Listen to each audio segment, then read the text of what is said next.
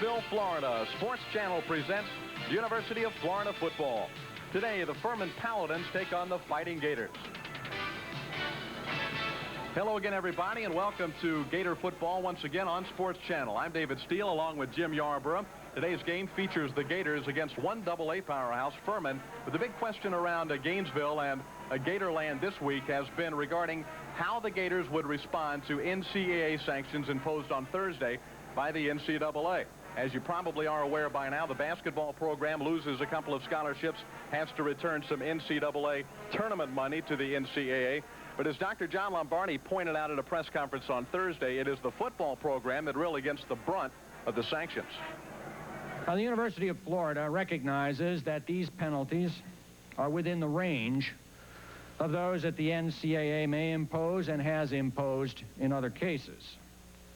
But it's also true that our university is having some difficulty in accepting with good grace and charm the penalty that impacts our current football players and coaches for events in which they had no involvement and no culpability. University President Dr. John Lombardi reacting on Thursday, and understandably head football coach Steve Spurrier was a little bit more upset even. And I guess, Jim Yarborough, you're thinking about Steve Spurrier and his football players and what their thoughts might be. Well, David, it's much more personal to the coach and the players. You know, their hopes and dreams were built around a championship season, going to a major bowl game, and that's been taken away from them. So, you know, they're extremely disappointed. Everyone associated with the program here is saddened, but these kids are more angry, I think, than disappointed right now, and I think they're going to play with a vengeance all season long. So you think that it could be positive results this afternoon? Well, I really do. I think the intensity is going to be much greater on Saturday afternoon because these kids are playing like every game is their last. Well, today it's the Furman Paladins providing the opposition, the #1 ranked team in 1AA in college football coming into this week's game, and you can see right there how effective this program has been through the 1980s. David, they have so much to be proud of with their tradition in the 80s, and they're playing a Division I program. Here, obviously, the University of Florida. They played Clemson last year, but I think they might be pointing towards this ball game. They've had some success against 1A teams in the 1980s. I think they scored 4 victories over the top division ball clubs in the 1980s. As far as the Florida Gators are concerned, well, Coach Steve Spurrier has got to be pleased about just about everything on the football team, but I have a feeling he would like to get the running game going a little bit more this afternoon. Yeah, I think that's true. I think they're a little disappointed with the running game. Matter of fact, I think Eric Rett is going to start this afternoon. Willie McClendon is going to see some backup duty. The passing game has been fantastic. Steve Spurrier, notorious for his ability to throw the football, but he was very proud of his ability to run the football, too. He really thinks they can do either one, but so far this year, a little problem running the football, so maybe they'll concentrate on that this afternoon. 2 undefeated teams will kick it off at Florida Field when we come back.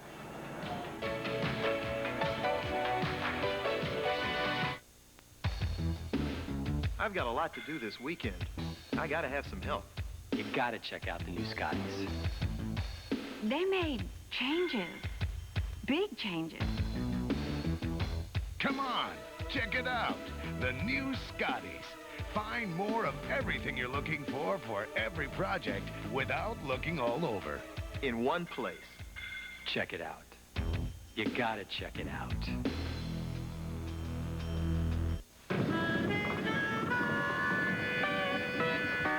Hey, Coach, you back for more Osmos lumber?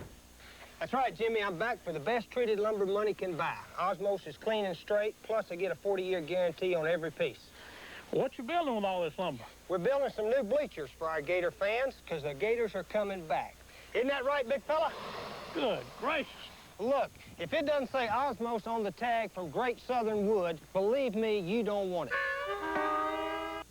What girl's gonna go for me with a body like this? Hang in there, Tom. I'm you 2 years from now, because you're drinking milk and working out. Well, I'm not changing so far. But milk's at work inside you. Oh, yeah? And tomorrow the difference can show. All that protein for muscle and calcium for bones. But I'm still a skinny bench warmer. Hey, if the sight of yourself at 18 doesn't convince you, Tom, listen to your senior year girlfriend. Hi, Tom. I'm waiting. Milk. It does a body good. The Florida Gators take the field. Another sellout crowd are very near it this afternoon in Gainesville. Week number 3 in the college football season for the Florida Gators. have scored impressive victories over Oklahoma State, 50-7, 2 weekends ago here in Gainesville, and then last week's 17-13 thriller over the Alabama Crimson Tide in Tuscaloosa. Furman is 3-0. The Paladins have defeated the South Carolina State Presbyterian College and last week's Southern Conference rival Tennessee Chattanooga in Chattanooga, Tennessee. Our sideline man Steve Babick standing by on the field. Let's check in with Steve. Steve? Thanks, David. I had a chance to talk to place kicker Arden Krzyzewski in the pregame warm-ups, and I said, Arden, how's the team's mood right now? You've had a couple of days since the announcement about the NCAA. How do you guys feel? And he said, be honest, Steve, we're still mad. So I said, Arden, how's that going to affect today's game? And he said, our guys are ready to play. I think we're going to play very well. You know, it's fortunate that the Gators have these next 3 games here at home, because I think the reception here as the team came out was great, and I think the team needs that support of the home crowd. So I look for a good game today against the Furman team. Back upstairs. Thank you, Steve. It's a little bit warm on the field. If you couldn't already tell from the perspiration on Steve Babick's face, the temperature on the field unofficially is just over 100 degrees, and that's with the new natural grass playing surface. And generally speaking, a beautiful September afternoon, and one that you would somewhat expect this time of year in North Central Florida. These two ball clubs have met on the football field 7 times prior to this afternoon's game. But Florida has won the last 5 meetings between the two teams. Furman has not beaten Florida since they wore leather helmets in about 1930. And the last time they played, as you see, 1981, Bob Huco and Wayne Peace led that victory for the Florida Gators over, even then, a very fine Furman football team. Scott Peacock will kick it off for the Furman Paladins, the senior out of Nashua, New Hampshire. Monty Duncan at the bottom of your screen, and Kurt Young at the top stand deep to return.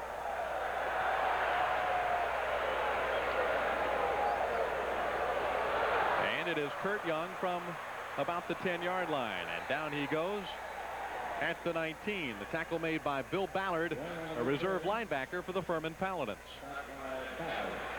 Florida's offensive unit, quarterback Shane Matthews off to a tremendous start. Eric Rett inserted at the tailback spot to start this afternoon's game.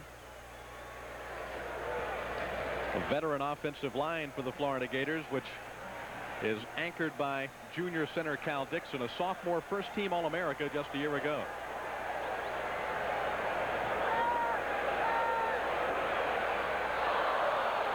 Dexter McNabb could not hold on to the football at the 24-yard line. It will be 2nd down and 10. Furman drops back in a 3-deep zone as we take a look at their defense. One of the top defenses historically in the Southern Conference. They were hit rather hard by graduation. Now the Gators are back at the line of scrimmage for their 2nd play of this series. Matthews straight back to throw again.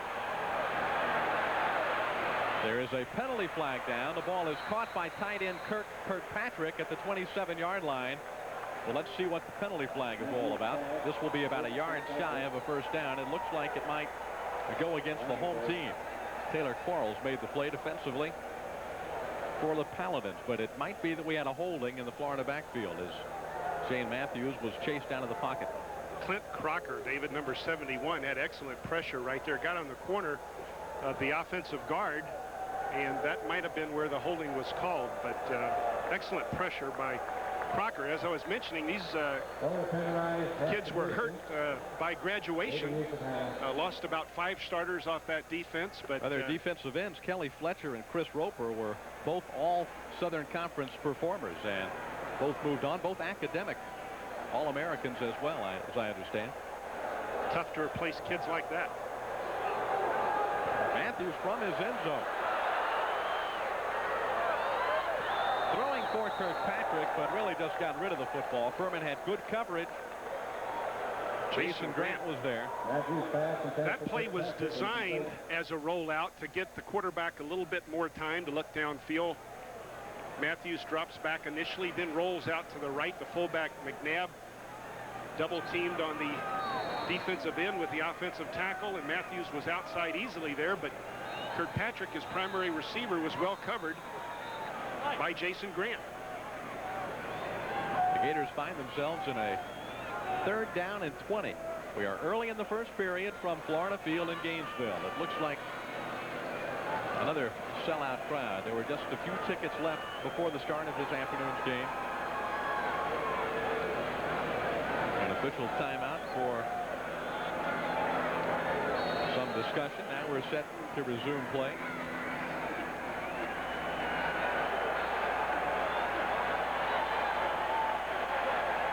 Florida needs to convert here, otherwise they turn the ball over to Furman, giving Furman good field position early in the first period.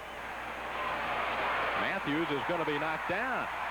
Clint Crocker, the big defensive lineman, made the stop, number 71, who put the pressure on earlier and forced the holding call against the Florida offensive line. A big sophomore out of Rock Hill, South Carolina, makes the stop. The second big play of the series. He had put pressure on Matthews earlier. Working on Bromley there, number 52. Chris Bromley looks like he's got his hands full. Furman is a lot smaller than Florida, as you would expect, but a very quick and athletic team. Jason Haley kicks it out of the end zone, and the fair catch is called for and made by Don Clardy. We'll take a commercial break and be right back from Florida Field. No score, with the Paladins just taking possession of the football.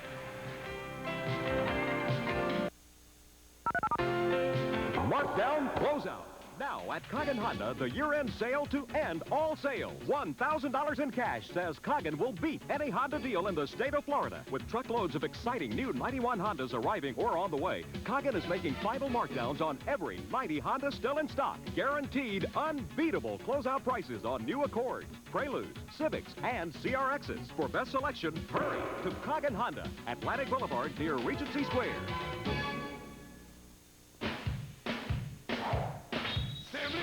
Weeknights on WNFT are simply irresistible.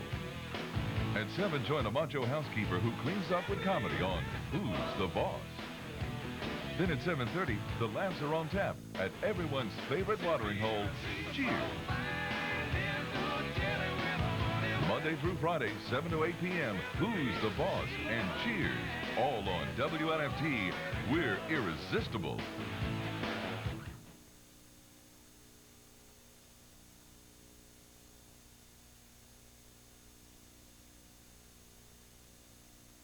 Furman Paladins with the football for the first time this afternoon at the 49-yard line of the Florida Gators. And the quarterback, Frankie DeBus, looked like had a mix-up with the fullback, Billy Stockdale, and Michael Brandon was there to knock down the quarterback in the backfield, a loss of about 3.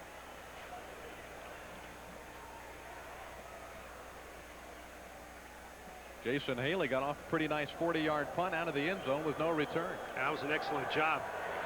The Purple Paladins, known for their running game, run the option. Bit of confusion on the first play, however. This quarterback, Frankie DeBus, a fine talent. That's the tailback, Carl Trimble, getting good yardage on second down to the Florida 44-yard line. Linebacker Ephesians Bartley made the stop.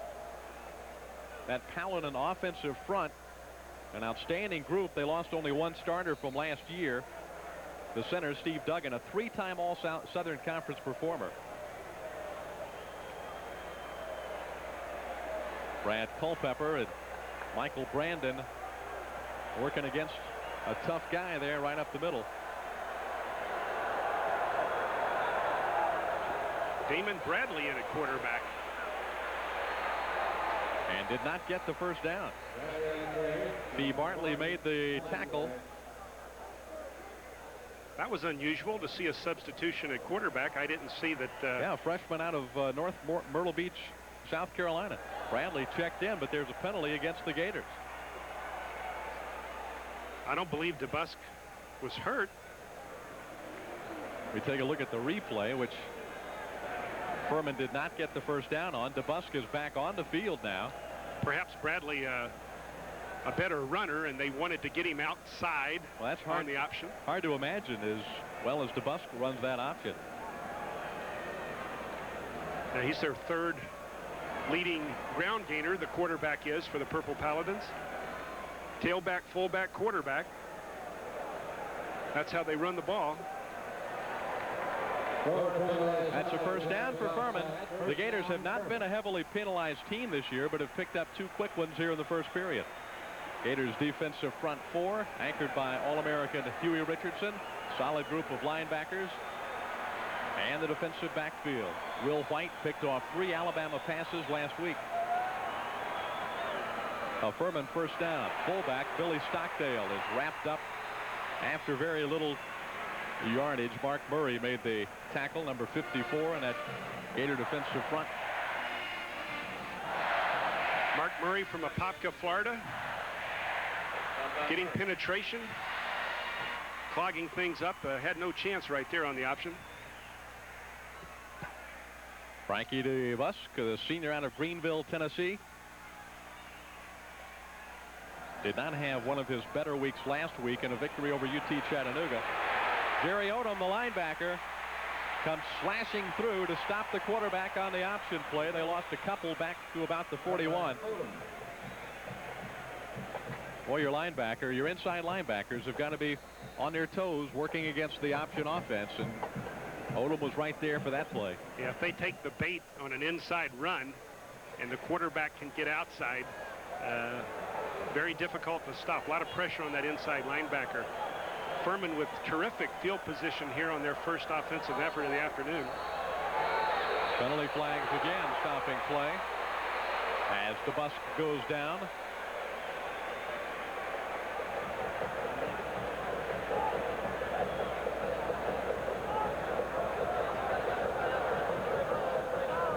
And it looks like we're going to have another penalty against the Florida Gators.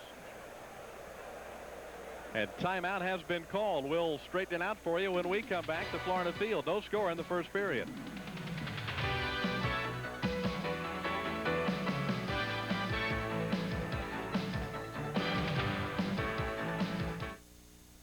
If your cable company doesn't offer you Sports Channel Florida, you're not watching Florida's most comprehensive sports network. They're going deep. Bernie Mills, and he makes the catch. Touchdown, Florida.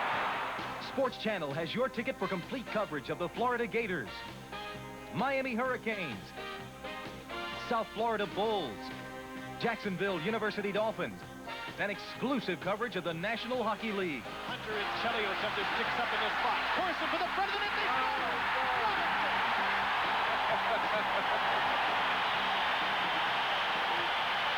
They If your cable company hasn't added Sports Channel yet, call them today and tell them you don't want to miss any more of the action from your favorite teams. Sports Channel is your home for the Gators, Canes, Heat, NHL, Dolphins, Bulls, and much more. Call your cable company today.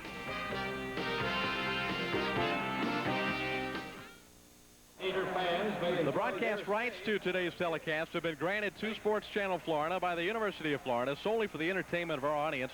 Any reproduction, retransmission, or other use of this program without the express written consent of Sports Channel Florida is prohibited.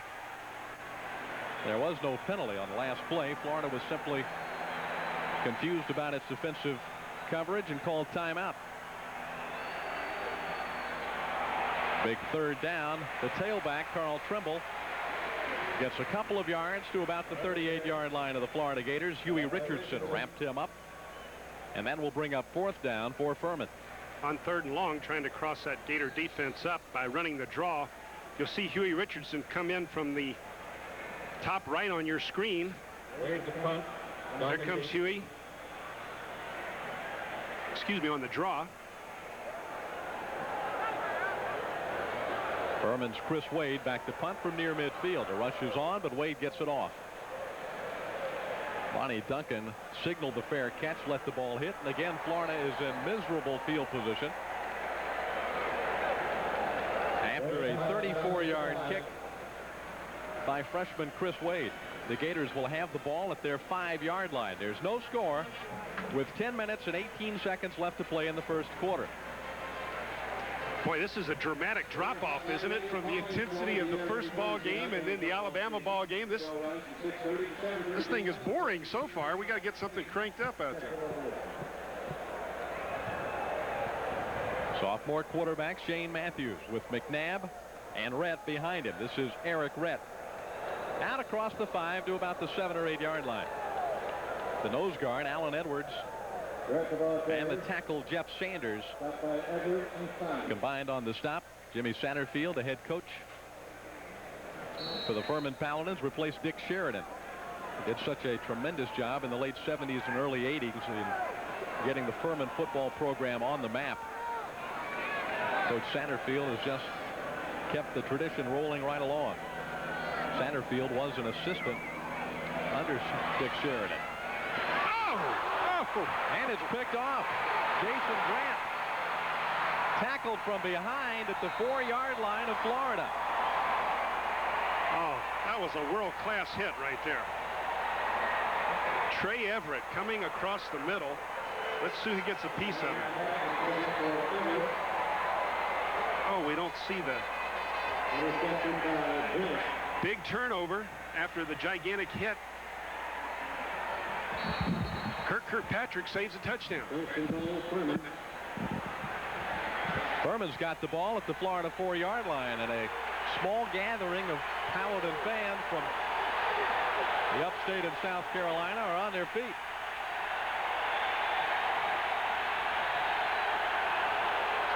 The pitch to the tailback, Trimble, and he is denied the end zone by linebacker Ed Robinson at about the 2-yard line.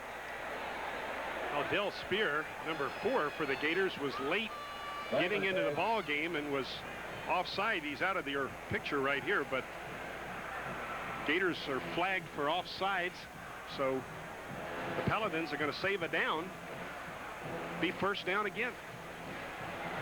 That's the 3rd penalty assessed against the Gators here in the first quarter. And I know all the talk about the team not being flat, really being ready to play this afternoon, despite the NCAA decision on Thursday. We heard all of the talk, but so far here this afternoon, the Florida Gators have not come out with fire in their eyes against Furman. The Paladins threaten to score. They've got first and goal now at the 2-yard line. Stockdale and Trimble in the backfield behind DeBus. Gators are in a 8-man front. Trimble hit behind the line. And the tackle made by William Gaines at about the 3-yard line. Gaines seeing a lot of action this ball game. Michael Brandon had been starting at defensive tackle. He's in there as well in this short yardage situation. Gaines does an excellent job making the hit in the backfield. Brandon and William Gaines in the ball game at the same time. They play the same position for the Gators. The bus overthrew his tight end Tate Waters, who was open in the end zone. Hawk had coverage on him, but had the ball been thrown a little bit more toward the receiver, it would have been a touchdown for Furman. Sprints out to his left, and the tight end did sneak out. Tim Paulk in pursuit, but Tate was wide open. And it's 3rd and goal.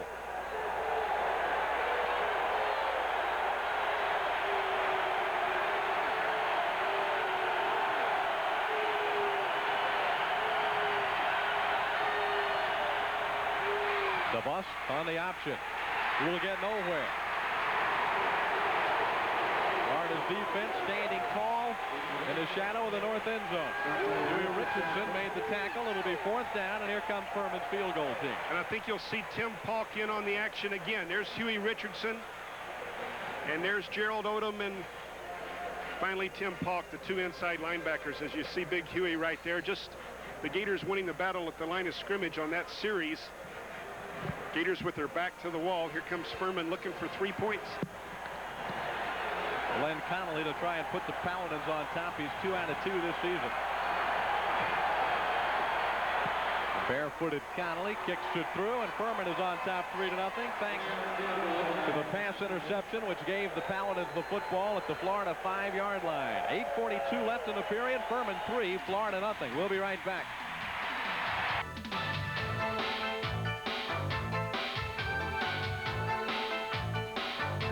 Mark down, closeout.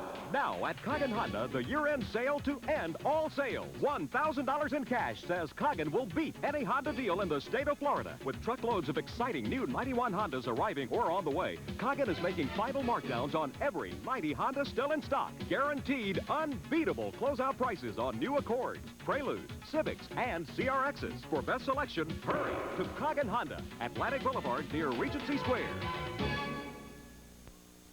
Daddy, Daddy, where do Burger Buddies come from? Gee, Alice, why don't you tell them? When we get off of this thing, let's tie the knot. Why not? Hey. Introducing new Burger Buddies. Look, Alice, they've got your pickles. Look, Ralph, they've got your ketchup. Flame-broiled mini cheeseburgers. Oh, brother, don't tell me they're still not going to tell us. To make a great little snack, sometimes you gotta break the rules.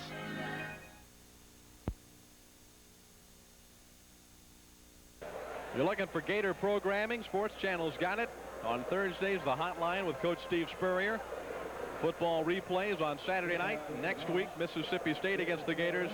And Florida football highlights with Steve Spurrier. And, of course, as always, check your local listings for availability in your area. Furman kicking it off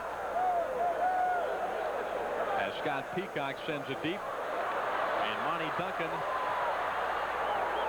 can only manage about the 22 or 23-yard line. Furman now has intercepted 10 passes, and this is the 4th game of the season. Well, they've had great field position this afternoon. The Gators on their first series got nowhere and punted out of their end zone, and Furman started on at about the 50-yard line. Then that interception was, down to the 8-yard line. That was an 8-yard drive for the 3 points. Gators enjoy their best field position of the game thus far. Eric Rhett, no room on the corner. Rhett manages a yard to the 25.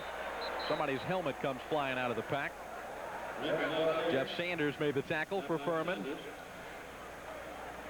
Paladins managed the Glenn Connolly field goal. They were denied the 6 points on the Florida Gator goal line stand. But Furman leads 3-0 with 8:07 left in the first quarter. Ernie Mills and Trey Everett are the wide receivers on 2nd down and 8.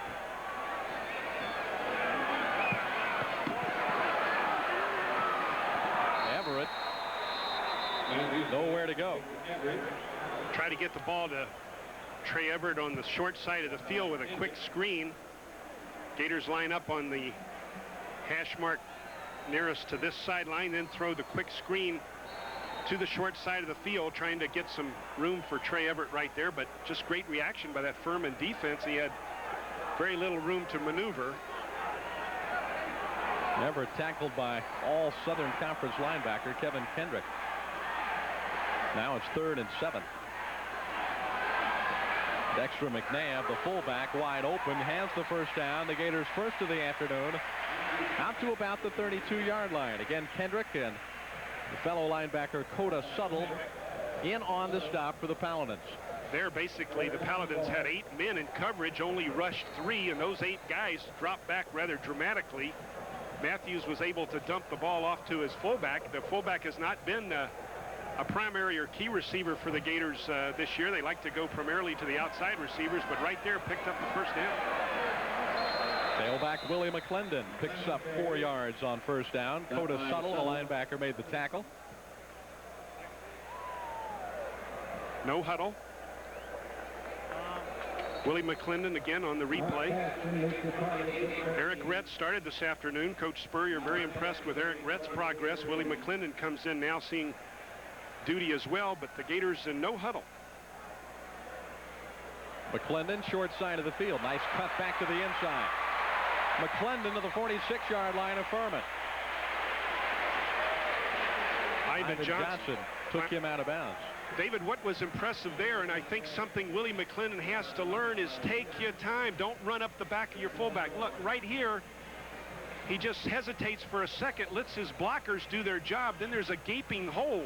Sometimes these young running backs get too anxious, run right up the back of their blocking back or their lineman, and get nowhere. Right there, he just hesitated for a second, and things opened up. That's what he has to learn to do. He's got all the natural ability in the world, just has to learn how to use it.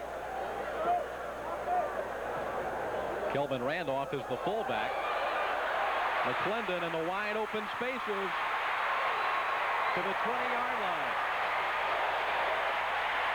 What a block thrown at the line of scrimmage by number 77, Hisham Ismail. See if we can pick it up on the replay. Big number 77 right there on the draw. Again, running intelligently. McClendon runs around the block of Hisham Ismail. A significant gain, probably his biggest gainer of the year. 3 attempts, 43 yards this afternoon. That's a pretty healthy average there, isn't it? McClendon did not start, but has come on in this second offensive series to carry the football all the way to the 20-yard line of Furman. Now Matthews will try to throw it for the end zone. Touchdown, Kirkpatrick. The first career touchdown of that senior's career.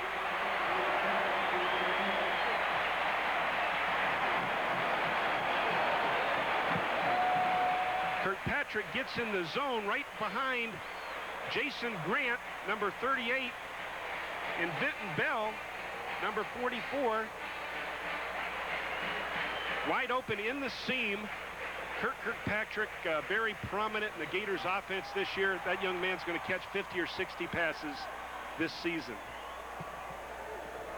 Arden Krzyzewski's extra point makes it a 7-3 Florida lead with 5:51 left to play in the first quarter. Let's go down on the sideline to Steve Babick. You know, David and Jim, the success of the no-huddle offense is the home crowd. Somebody asked Steve Spurrier, why didn't you run the no-huddle offense in Alabama? And Coach said simply, hey, when you're on the road, you can't run that kind of offense because of the noise level. Here at home, obviously, you're going to have more success with the no-huddle offense, and you saw a good sign of it right there. Let's go back upstairs. An impressive Florida Gator drive, which started back at about the 24-yard line. 76 yards, 7 plays. Kirkpatrick's 35th career reception as a Florida Gator, his very first touchdown, Jim.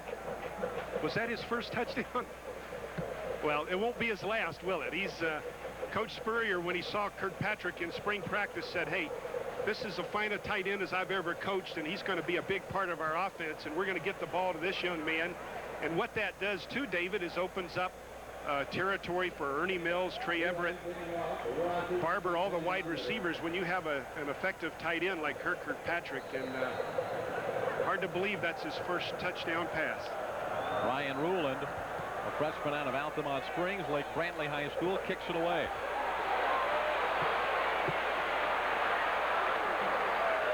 And out to about the 23-yard line comes Darrell Rogers. Tackle made by Myrick Anderson on the special team.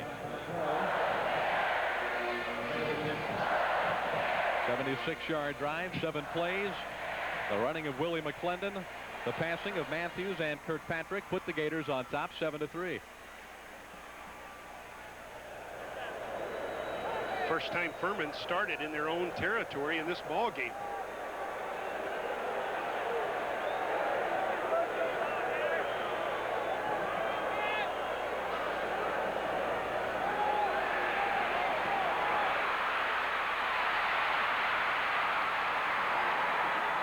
Furman tight end Paul Sifree makes the catch.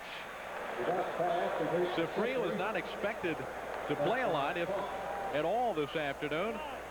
He was injured in last week's game against UT Chattanooga, but there he was catching a big pass, and the Paladins have the ball at Florida's 38-yard line. DeBus is going to catch Sifree as tight end on the dead run.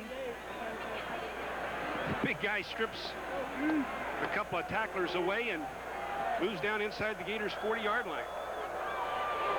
Carl Trimble hit by Brad Culpepper at the line of scrimmage.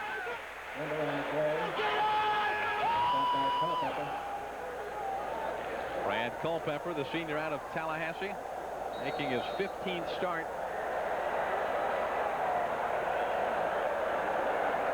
Coach Jimmy Satterfield, the head coach of the Furman Purple Paladins, was their offensive coordinator before he became the head coach. He's primarily emphasizes the run, but it's a very productive offense, as we've seen DeBusk's ability to throw the ball as well. Versatile offense, no question. Huey Richardson trips up the running back at about the 35-yard line. I think I said Culpepper was a senior. Let's not take a year of eligibility away from the young man. He's only a junior. That'll bring up 3rd down. And about 7. There's the head coach of the Furman Paladins. And with the headset on, in control of that Furman sideline.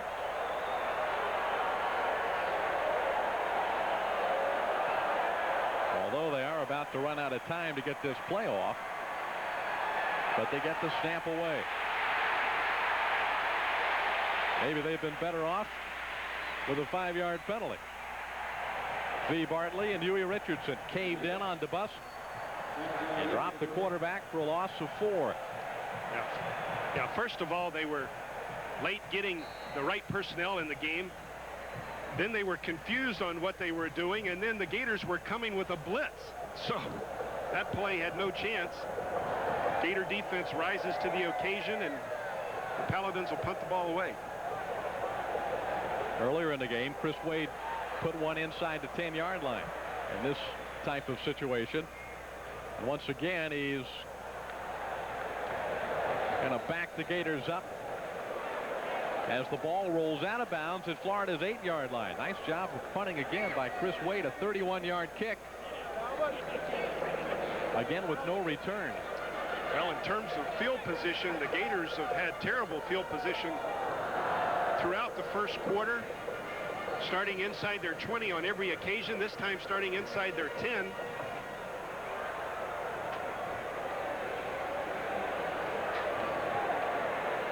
Shane Matthews started cranking it up on that last Florida possession.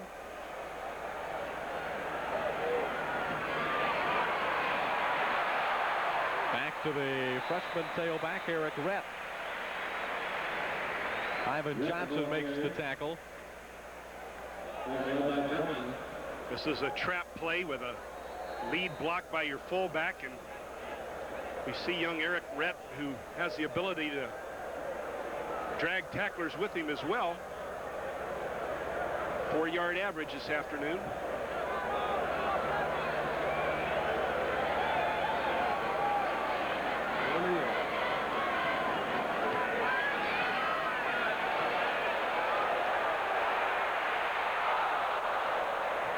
Almost the big play to Ernie Mills, almost an instant replay of last week's 70-yard pass out of the end zone, which connected. That's very true, David, because Jason Grant is all by himself. He gets no help inside.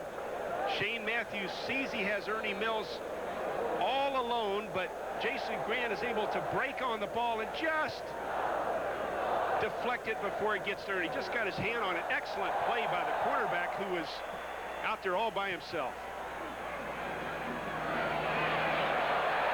Gators are going to have the first down. And lots more. Rett to the 33-yard line. Jeff Coleman, the strong safety, made the tackle for Furman. Rett does a nice job of bouncing outside off the block of the tight end. Gets a little help downfield from Terrence Barber, who's in front of the defensive back. Those wide receivers very important to the running game as well as important to the passing game. First down. Rett cannot get away from all Southern Conference linebacker Kevin Kendrick. Third-year starter for the Purple Paladins, Kendrick. Dexter McNabb did a nice job here picking up a blitz right there at the top of your screen, giving Shane Matthews a bit of extra time to find Rett. Excellent job by the fullback, McNabb, protecting his quarterback. Second and short. Again going deep, this time for Everett, but overthrows him at the 20-yard line of Furman. Jason Grant's going to need some oxygen when he gets back after this series. Again, all by himself, this time on Trey Everett, but yeah, he's taking himself out of the game. He's not going to wait till the series is over. There we see Trey Everett, but Jason Grant, number 38 for the Purple Paladins has taken himself out of the ball game. He's been picked on enough in this series. Shane Matthews trying to sneak for the first down. Needed a full yard, and it looks like from where we sit, he got it.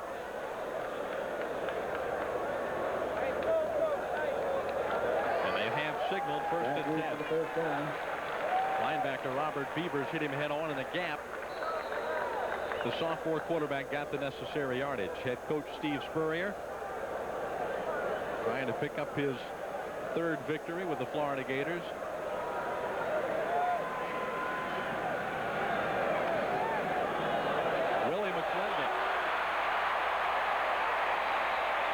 McClendon really running hard and strong in this game here in the first quarter. Well, he's running hard and strong through gaping holes too, David. Chris Bromley pulls the right guard right there and really can't find anybody to hit. Watch Bromley, number 52. He's looking for somebody. Then McClendon cuts back.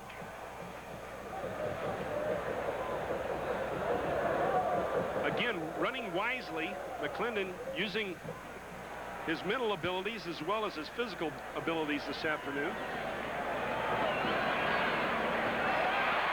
Pass complete to the tight end. And Greg Keller has his second reception of the season. The sophomore out of New Orleans.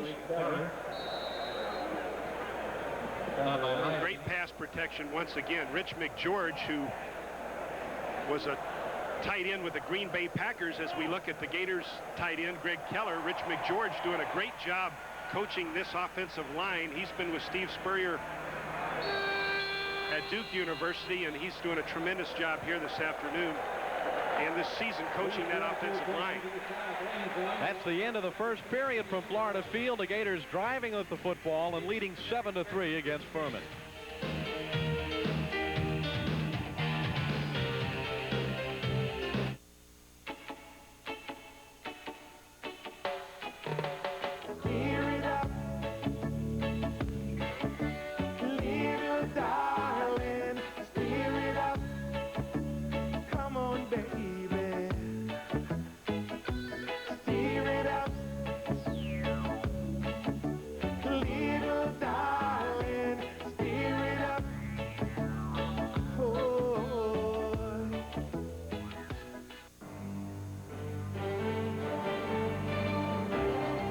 First Union communication satellite saves only 1 second on every banking transaction, but it adds up to 120 man-hours a day.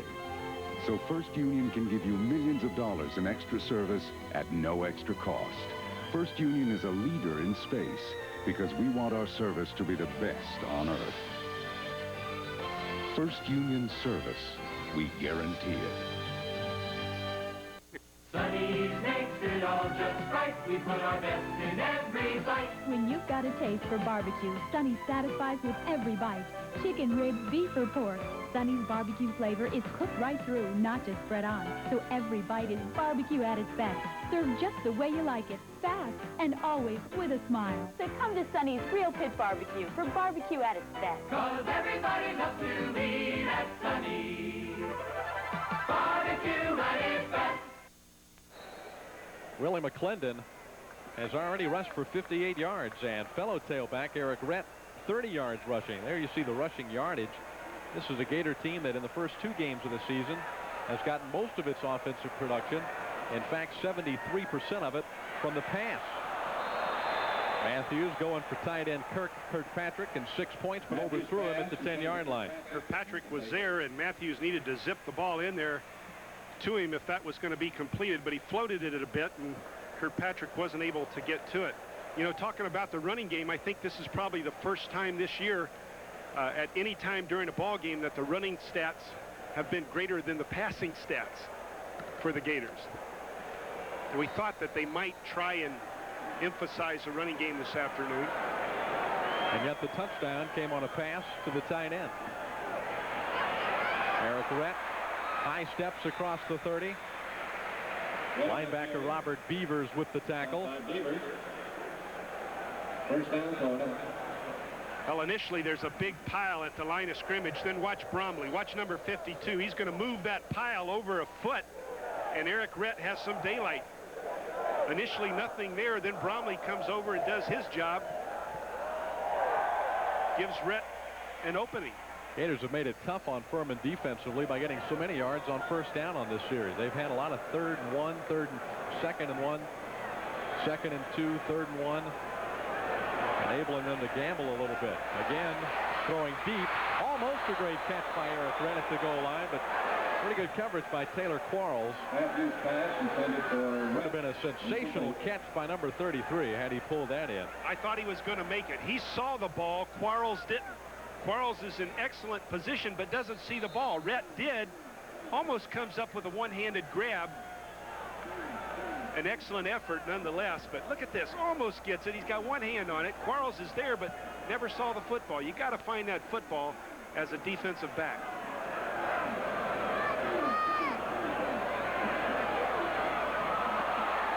That pass almost intercepted by Venton Bell, the defensive end. Matthews' receiver had fallen down. There's Bell, the junior out of Charlotte, North Carolina. Bell drops over to help out on the underneath coverage.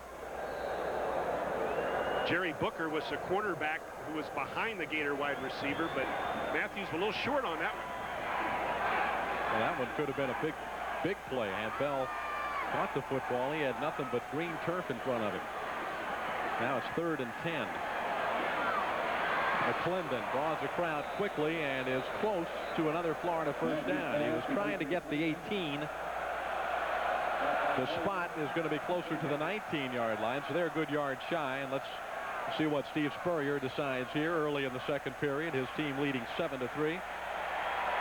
Needing a good yard and a half, actually, for a first down. Coach Spurrier very disappointed with the 2 fourth down attempts at Alabama last week. Gators coming up short on both occasions. Right here, he's looking for success on a 4th down and short.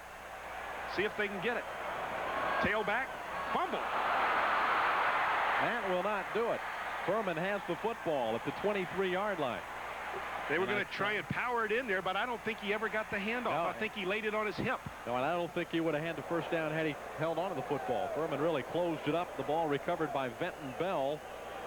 The defensive end pounced on the football, and Furman takes it over. Trailing only 7-3 with 13:35 to play in the second quarter. Well, 0 for 3 on 4th and short. 0 for 2 last week, 0 for 1 this afternoon. I know that's going to upset Coach Spurrier, but I don't think the handoff was ever made on that exchange. DeBusk looks for the tight end. Sifree makes the catch. And he is knocked down at the 29 or 30-yard line, about a 6 or 7 yard gain. Sifree was extremely doubtful for this afternoon's game. Hurt last week against UT Chattanooga. He's a quality player. This is called a tight end wait. Sifree just hesitates at the line of scrimmage, waits for the linebackers to take their drop, then cuts across the middle to look for an opening and picked up a healthy 6 or 7 yards. Tremble. First down to the 38.5. Darren Mickle made the tackle. Tremble out of Jacksonville played high school ball at Bishop Kenny. Did not start last year until the 7th game of the season. Wound up with almost 1,000 yards rushing. Yeah, they think he might be one of their best recruits ever in terms of ability to run the football. Just a great freshman year, true freshman, as you mentioned last year, and they're real excited about the potential that young man has. DeBusk was under pressure and overthrew Stockdale, the fullback.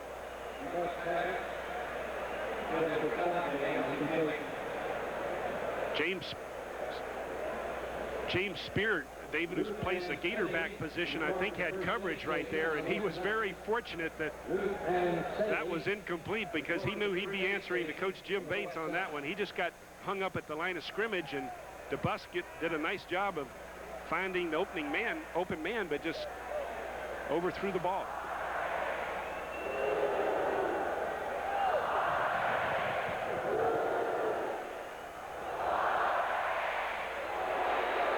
Trying to hit wide receiver John Whitmire and threw it out beyond his reach.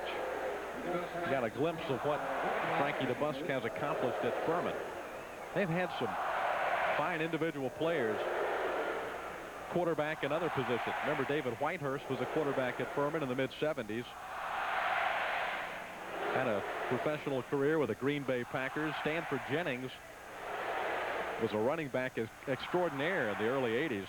Sam White, who coaches the Cincinnati Bengals, was a teammate of mine in Detroit for a while. He played at Furman. Oh! Flags are down. The pass is incomplete, intended for Brad Stevens. There are flags in the backfield. For Stevens, incomplete. Flag in the play. Brad Culpepper hit the quarterback, and the tight end, Sifree, is down on the field as well. Illegal motion is the call against Furman. But the Paladin tight end, who was injured last week against the University of Tennessee Chattanooga, is down on the field. Let's take a timeout. We'll be right back to Florida Field early in the second period. The Gators 7, the Paladins 3. We'll be right back.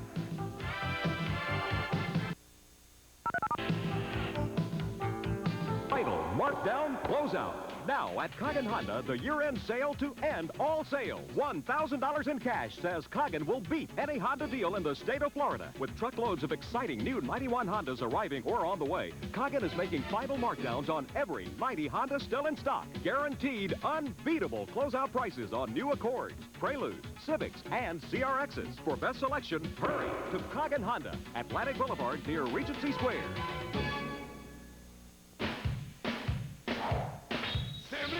Weeknights on WNFT are simply irresistible. At 7, join the macho housekeeper who cleans up with comedy on Who's the Boss? Then at 7:30, the laughs are on tap at everyone's favorite watering hole, Cheers. Monday through Friday, 7 to 8 p.m., Who's the Boss and Cheers. All on WNFT. We're irresistible.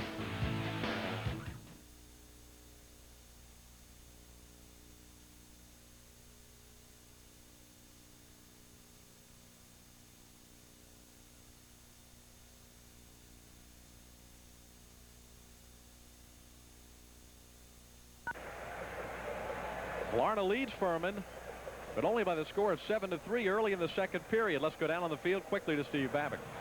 Thanks, David. Take a look at the temperature right now down on the field. It's about the 110-degree mark, and right now the sun obviously shining on the Furman sideline. The heat down here pretty hot. It affected Eric Redd, who has asthma, had a slight asthma attack, but Eric's okay. Let's go back upstairs. Babbitt, he wants Willard Scott's job, I think. That's right.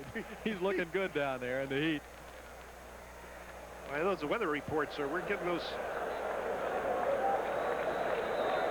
right from the site of the battle. Florida will have the ball at its own 26-yard line after the Furman punt by Chris Wade. Gators lead 7-3 with 12:10 left in the period. Has not been an exceptional performance thus far for the Florida football team. They have put 147 yards on the board, but only 7 points, and have turned the ball over twice.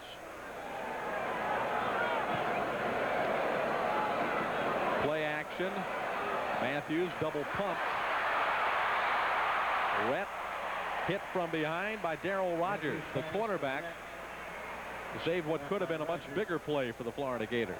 Kevin Kendrick, the All-Southern Conference inside linebacker, thinks he has Rhett wrapped up. Rhett hooks right in front of him, but he just sprints away from Kendrick and picks up the first down. A lot of poise there by Shane Matthews. Great protection, had time to look around, dumps the ball off to one of his secondary receivers.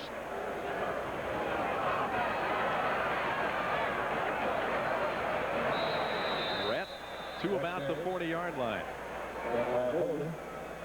By the way, the Furman tight end, Paul Sifree, walked off under his own power. His injury last week against Chattanooga was a shoulder injury, and it could be that he got popped in that spot again. A bruised shoulder last week was expected to keep him out today. No huddle. I believe he's calling the play at the line of scrimmage. The last time the Gators went no huddle in this game, they drove for a touchdown. Kirkpatrick has the first down to the 48-yard line.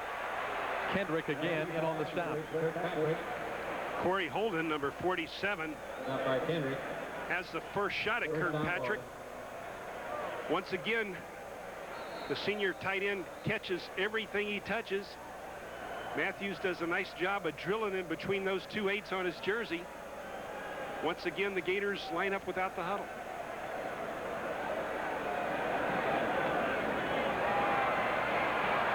Nice cut back into the inside. And Eric Rett has about 5 more. Jeff Sanders, the junior tackle out of Atlanta, makes the stop for Furman. Steve Norris, the inside linebacker, number 42, had the first shot. But again, Rhett's not letting that first guy hit him. He's avoiding those tacklers. And your backs who come up with a big yardage production every week, they know how to get by that first guy and sometimes that second guy as well. And Furman is going to use a timeout.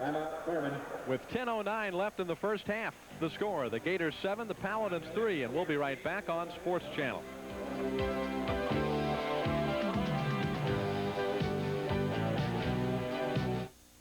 All right, here we go, here we go. Fluids. Minerals. Energy. In the heat of the game, nothing puts it back like Gatorade.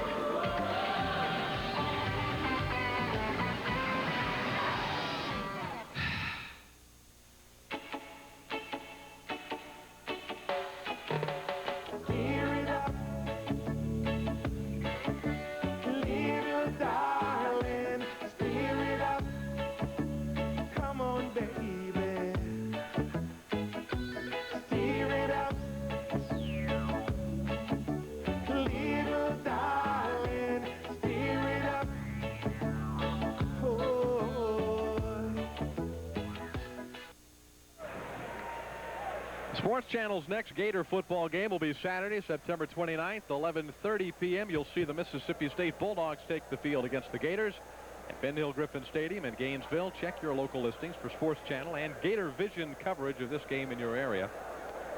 Another Southeastern Conference battle. Gators dominating in terms of yardage, but lead only 7-3 on the scoreboard. A pass interception, which led to Furman's field goal, and a fumble on 4th and 1 deep in Furman territory have helped keep this game close thus far. Gators are 2nd and 5. It's like a Chinese fire drill with bodies moving every direction and flags all over the place. I think Cal Dixon, the center, might have been the one that forgot the snap count there. It looked like 2 guys moved on the right side. Looked like the guys on the left wanted to move, but Dixon was holding the football. Penalized 5 yards procedure. Gators penalized again. That's the 4th time the Gators have been flagged in this game. Furman has yet to draw a penalty. You know, David, there's unwritten rule with offensive linemen. It's okay to look at the guy that's the culprit, but you can't point at him. You know, sometimes you want to point at him, say, it wasn't me, it was him. It's okay to look at him, give him that evil eye, and about 3 guys were looking at Dixon on that play. Matthews has Mills, and Mills has a first down to the Furman 40. Kevin Kendrick, the linebacker, couldn't get over there inside or underneath Ernie Mills in time right there, and Matthews was able to get the football to him, and Ernie does a nice job getting down the sideline for the first down. There's the first guy. He's just going to get out and sit in that dead zone right there. He's just going to sit. Kendrick finally gets out there, but he's a little too late, and Ernie picks up the first down. Gators are back at the line of scrimmage already. Mills' 7th reception of the season. Matthews again throwing to the tailback coming out of the backfield. This time Willie McClendon for a gain of 5. Matthews has shown an ability through the first 2.5 games now in the season to find a wide variety of pass receivers. It's all part of the Steve Spurrier offense. Young Kelvin Randolph now, David, in at fullback, did a nice job picking up the blitz. Now he gets a chance to carry the football, but Not much of a chance thanks to Jeff Sanders, number 75, who stuffed the play behind the line of scrimmage. Kelvin Randolph, excuse me, freshman running back.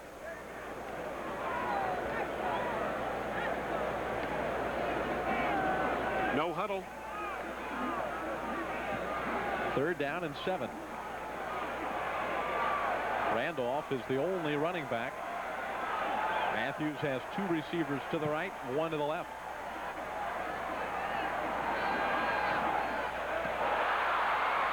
Quarles intercepts the football. The 2nd interception thrown today by Shane Matthews. Quarles' 3rd interception of the season. And another Florida Gator rally has been stopped. 2 turnovers. He just doesn't get enough on this one, and he also was zeroed in on Trey Everett. Never took his eyes off the intended receiver. Much like Hollingsworth last week, Will White said Gary Hollingsworth was telegraphing his passes, and maybe Shane Matthews picked up the same bad habit. At least he showed it on that one occasion. DeBusk works the option to Trimble. Trimble slides to the 40. A gain of 5 on 1st down. Ed Robinson, Richard Fain, James Spear were all there. Robinson, good looking linebacker out of the Defuniak Springs. As you look at Trimble there, the sophomore running back out of Jacksonville. Been impressed with the play of Ed Robinson.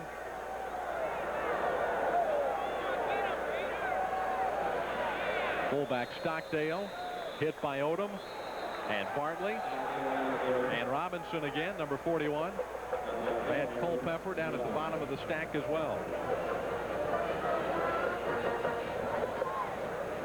7:54 left in the 1st half as we take another look. Brad Culpepper, the nose guard, fights off the block, then reacts back to make the hit at the line of scrimmage. He's been giving his body up every Saturday afternoon. Very difficult job to play inside, just off the nose in front of the guard. DeBusk looking for the 1st down, but instead he finds the turf. Jerry Odom was there first for the Gators' attacking defense. That'll bring up 4th down. Inside linebacker, no one's there to pick him up. Generally, that's a back's responsibility, but on that occasion, Odom was untouched. Furman not having a lot of success punting the ball this afternoon, David. I think a little short of 35 yards on the average. Well, Wade killed 2, though, inside the 10 on pooch kicks, so that's a little bit misleading. Gators put a strong rush on. This is not a good kick, end over end, but it does get a Furman bounce. And falls dead at the 23-yard line. Chris Wade with the punt. The Gators with the football, leading 7-3 with 6:44 left in the 1st half of the game.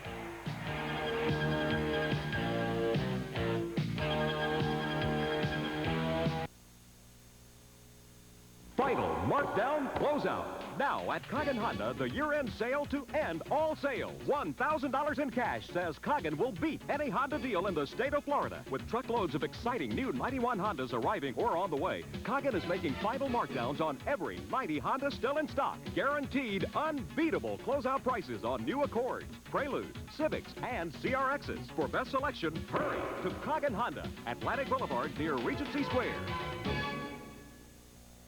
Why spend your time alone when you can put a companion into your life?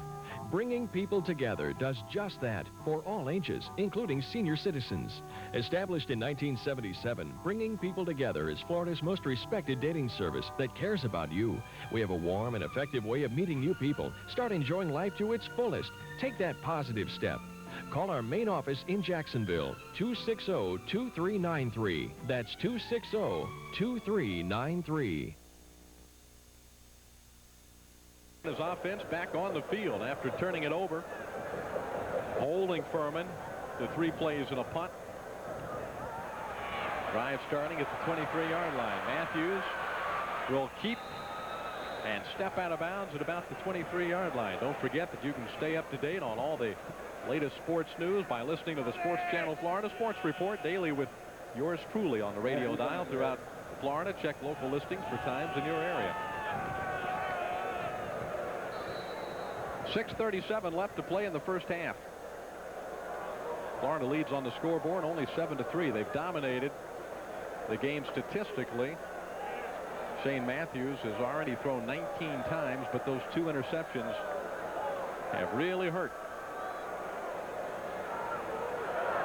The reverse is set up, but Terrence Barber almost got hit about 10 yards behind the line. He winds up going down at the 16. Almost a terrific play by Mike Bobrovsky. But still, his teammates kept Barber from gaining anything. There's almost the terrific play there. Might have been Mike Zimmerman. I think we couldn't pick up the number 64. He was a defensive tackle. He didn't go for the bait. They let him in a little too soon. He got the penetration, saw the reverse coming, and just messed that play up completely. It was Zimmerman, 64, that almost got Barber back at about the 10. Nice catch by the tight end Kirkpatrick. First down, Florida. What Kirkpatrick does here is evade inside linebacker Kevin Kendrick, and before the safeties can react, Matthews delivers the ball. You see Kendrick fall down right there. Kirkpatrick on the right of your screen is not going to go on the post route. He's just evaded the inside linebacker Kendrick. Before the safeties can get there, Matthews delivered the ball for the first down. The time winding down in the first half. 5:20 left. Penalty flags. I think it'll be against the Gators again for illegal motion. Mark White, the right tackle, moved before the snap. Florida penalized 5 yards procedure.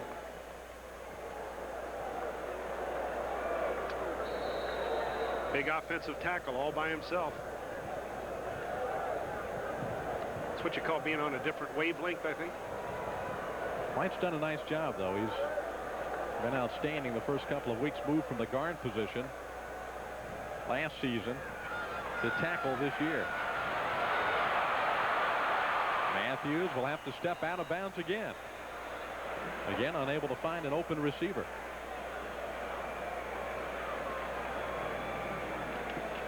Well, you have to give Furman a good deal of credit here in the first half. They only have 3 first downs in the game. Offensively, they've not done much, but they've made some big plays defensively and have kept it close. They've used a lot of players, too, in this late afternoon heat. I think realistically, coming into this ball game, they were probably a 4-touchdown underdog. Clemson beat them 30-0 last year. The blitz is on. Matthews throwing for Barber.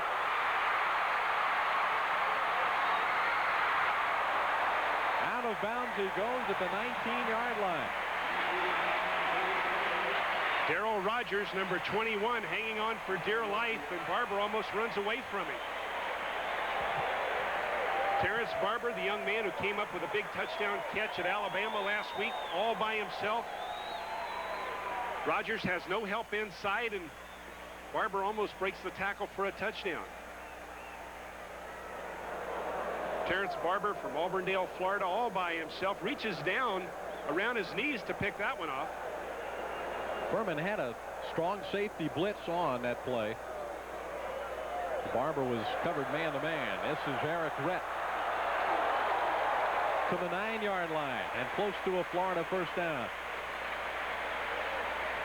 Esam Ishmael, the other guard. We've been talking about Chris Bromley and his trapping capabilities this afternoon. That time Ishmael opens up a gaping hole. Eric Rett's really putting up some impressive numbers here in the first half.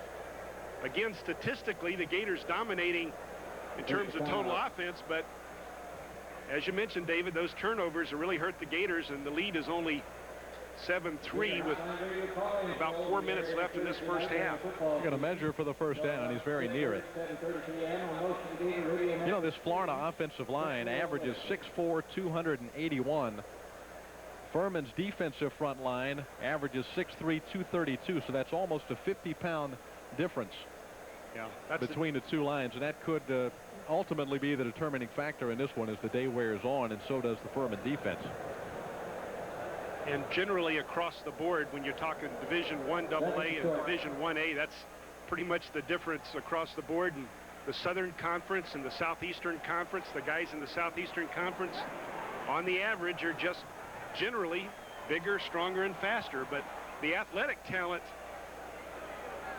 is there on Furman's side of the line of scrimmage as well. These kids are excellent players. They just don't match up physically. They were a little bit bigger. They'd be at South Carolina or Clemson or Georgia, Florida, a program like that. We're really talking size that separates a player at Furman as opposed to one at Florida. Not ability, as you pointed out. Matthews, as the team did not get a first down, brings them up to the line. There's the first down, and Rhett goes down at about the 7-yard line.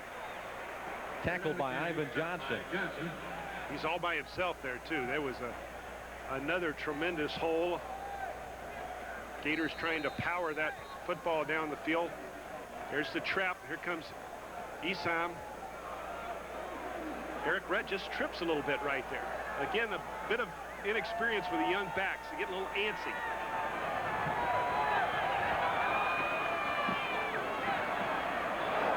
Rhett ran into a brick wall at the 7. Coda Subtle, the linebacker, closed quickly on the freshman running back. It will be second down and goal. Boy, what's amazing me is Coach Spurrier is so quick signaling these plays in before the pileup is even over. He's already signaled in the play that he wants. They are going back to the huddle. It's not a no-huddle offense, but he's getting his plays in a hurry. He knows what he wants to do. Wide receivers flanked out to the left. Going for the end zone, Trey Everett.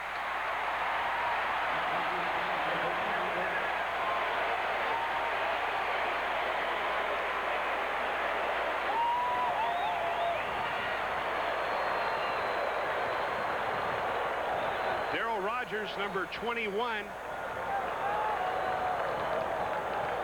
just can't get there in time. Trey Everett dragging across on the deep route there. A number of crisscrossing routes on that play, and Everett's wide open. Krzyzewski's extra point makes it a 14-3 lead with 2:38 to play in the second quarter. And let's take another look at Shane Matthews' second touchdown pass of the day. Fakes a draw. He sees Everett all by himself, as we see. Ivan Johnson also trailing Everett right there. Neither one of them could catch up with the sprinting wide receiver. Gator head coach Steve Spurrier. Yeah, says thank goodness for that one. Let's get some more points, guys. Now you know why it didn't take him any time at all to get that play in. He knew all along it was going to be a winner. You know, we talked about Galen Hall chewing his fingernails. Well, Steve Spurrier really works on his visor. You have to watch him out there. The intensity with which he beats that visor on his head is something. He'll rip it off about 50 times during the ball game, I've noticed, but at least he's got fingernails. How many do you suppose he goes through? I don't know. In the course of the season. They take a beat, but keep your eye on the workout he gives that visor during a ball game. There, he's going to work with it a little bit right there. Now he likes it right now, so he got a touchdown, so he's patting it and stroking it, but when things go bad, that visor takes a beat. He said, that's it, boys. We got our 14 now. Let's get the defense to work. Let's get Jim Bates, the defensive coordinator. Let him look at that big side he just took. You see that one? Furman has been penalized on the kick for holding, so Ryan Rulin will kick off 10 yards upfield at the 45.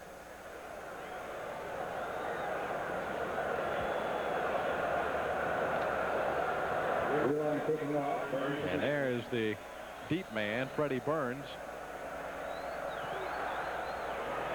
Ruland kicks this one almost through the uprights. Furman will have the football at its 20-yard line with 2:38 left in the first half. And Florida's defense, which has surrendered only 53 total yards, comes back onto the field. The big play in that touchdown drive, the third down pass completed to Terrence Barber, which got the Gators out of their end of the field and into scoring position. In their first 3 ball games, Furman averaged 373 yards in total offense. Right now they got 53 yards. Big defensive play by Mark Murray. They're going to have less than that with that tackle for a loss. New quarterback, Damon Bradley, running the option. He must be an option specialist because they brought him in, remember, on their first series to run the option. What's so impressive about the Gator defenders is the speed. Here you see a talented, speedy quarterback, but watch Mark Murray's. 3 steps and he's with him. Murray's 6'3", 243, a little bit larger than the Furman quarterback. He was recruited as a linebacker. Good looking play on a one-step drop. Del Spear makes the tackle on Brad Stevens. Not a bad way to attack this pursuing Florida defense.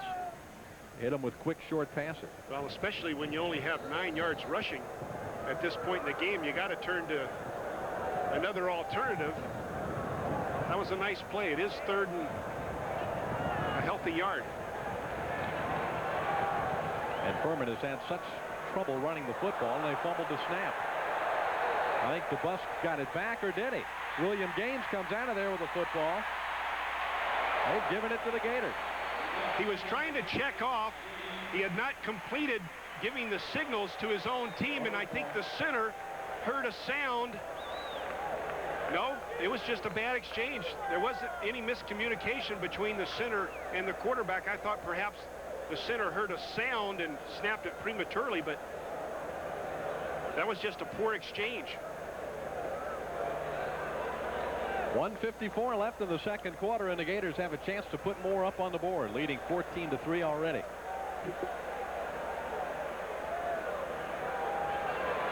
Matthews for Kirkpatrick, just off of his fingertips. Matthews is now 13 for 23. 170 yards, 2 touchdowns, and 2 interceptions.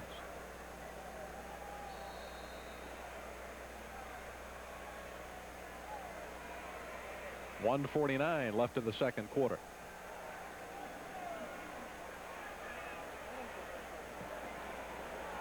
Gators come with 3 wideouts. 2 to the near side, 1 to the short side of the field. The pass is thrown to the fullback, Terrell Jackson. And Jackson to the 23-yard line of Furman. Terrell Jackson from Stuart, Florida, is all by himself here on the screen. But once he cuts to the inside, the pursuit catches him. Jackson, a transfer from the University of Miami. Yeah, he was there for 1 year, then sat out a year here at the university, right? Last year. Now he's a sophomore.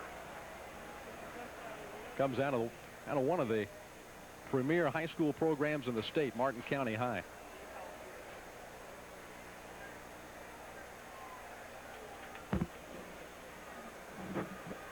Don't forget, exciting NHL action here on Sports Channel through the month of October. Keep an eye on the New York Islanders, real contenders in the Patrick division, and a game against Wayne Gretzky and the Los Angeles Kings.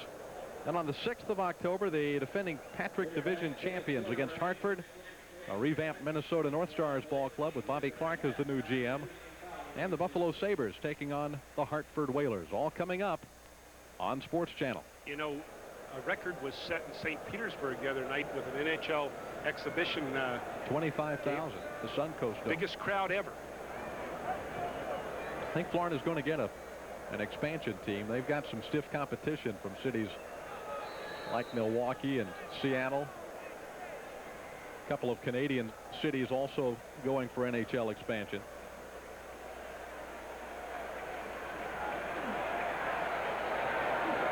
There's the domination. This Florida team so far, but leading by only 11 late in the second quarter. A rollout pass. Mills out of bounds at the 11. There's a penalty flag down in the backfield. Chris Bromley does his impression of a rodeo bulldogger in that play. Going to bring this one back. He got on top of Clint Crocker, number 71, and just refused to let go. Usually you hold him for a little bit, you know. But Chris, that was beyond the call of duty right there. And the referee standing right back in the backfield watching the whole thing. He's given a blow-by-blow description of that holding play. Unfortunately for the Gators also, the play was rolling out to the right side, and Crocker had no chance to catch up with Matthews. But it's now 3rd down and 15.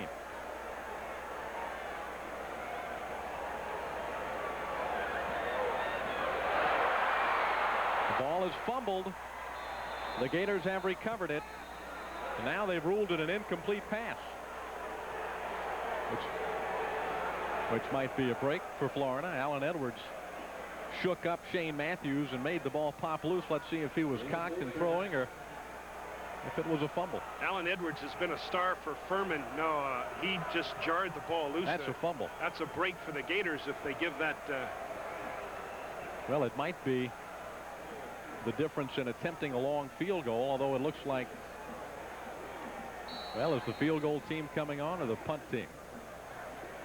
They don't know. There's nobody out there. Timeout. Now they're going to have to use a timeout because I think there's some confusion as to what exactly the team is going after. 1:10 left in the second quarter. Ryan Ruland, it looks like, is going to be called upon to try a long field goal. Ruland's the kickoff man. Arden Krzyzewski tries the field goals from a shorter distance, but Ruland apparently is going to kick or try to kick one through from about 50-51 yards. Second-year freshman out of Altamont Springs.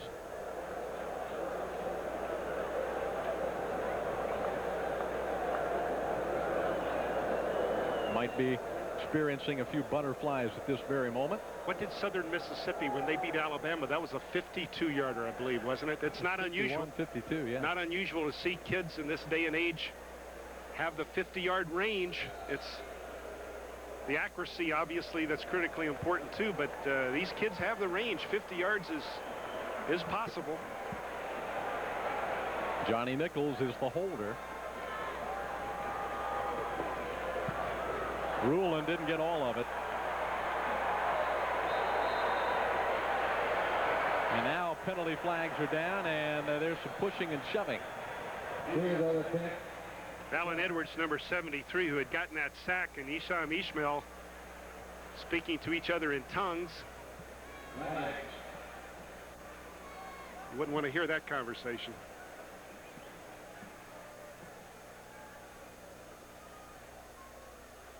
But one of them was flagged for a penalty.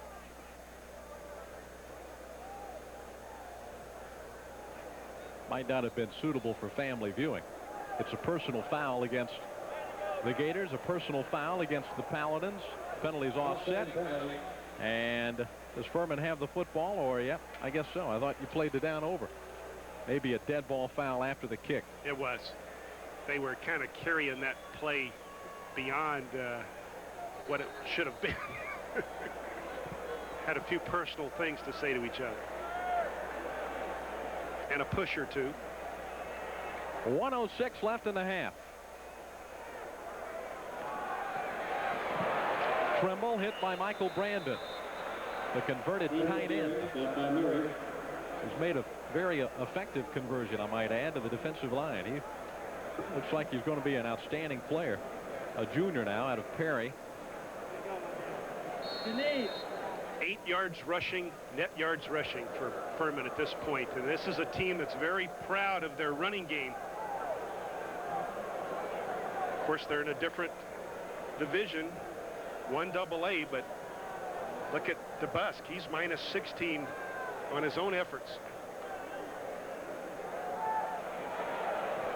The fullback, Stockdale, to the 36. Carlton Miles made the tackle, and that will probably be the final play of the half. You got that touchdown down there, right? The Gators, while dominant in the statistical department, only up by 11 as the teams head for the locker room. Our halftime score, the Florida Gators 14, the Furman Paladins 3. We'll be back to Florida Field in just one moment.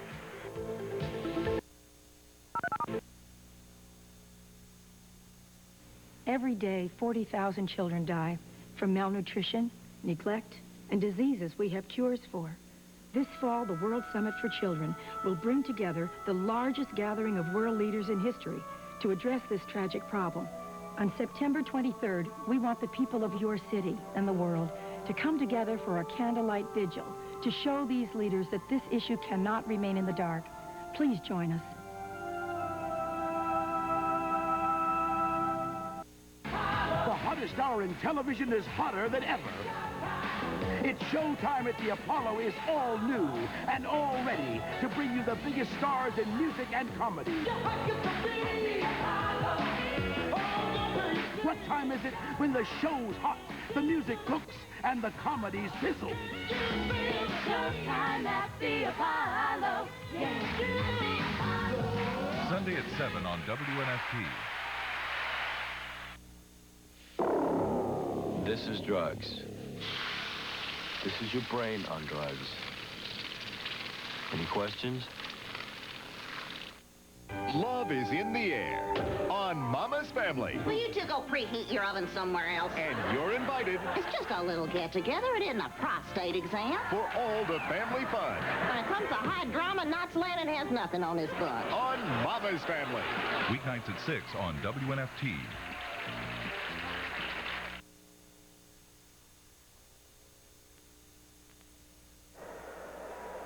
It is halftime at Florida Field with the Gators on top of the Furman Paladins 14-3 as the Pride of the Sunshine gets set to entertain before a capacity crowd at the stadium.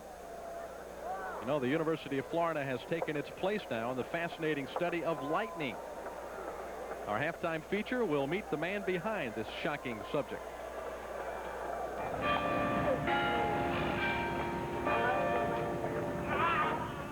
Here's a look at some other activities at the University of Florida. Steve Conrad reports that your program is In 1969, NASA launched Apollo 12. Within a minute after takeoff, lightning struck the spacecraft, causing a brief loss of electrical power. It was launched and struck by lightning twice on the way through a cloud. At that time, they didn't think that cloud was a danger, and it hadn't produced lightning before the rocket was launched. Martin Heumann heads a group of University of Florida scientists working with NASA at the Kennedy Space Center to provide an early warning lightning detection system. 5 remote sensing stations track lightning, then send signals back to a central station where the information is digitized and put into a computer. By studying the data, Heumann hopes to learn when clouds are about to become electrified. Through the years, Heumann and his colleagues have found the biggest problem is artificially initiated lightning. A large metal object, like a rocket or an airplane going through a cloud, can actually cause lightning to occur when it might not have otherwise. It's very important to know what kind of cloud you can fire into. And since those are not already active lightning producers, this is an area of very extreme interest because NASA would not like to delay its launches any longer than it has to. But it also wouldn't like to have its rockets destroyed. Making a world of difference. The University of Florida.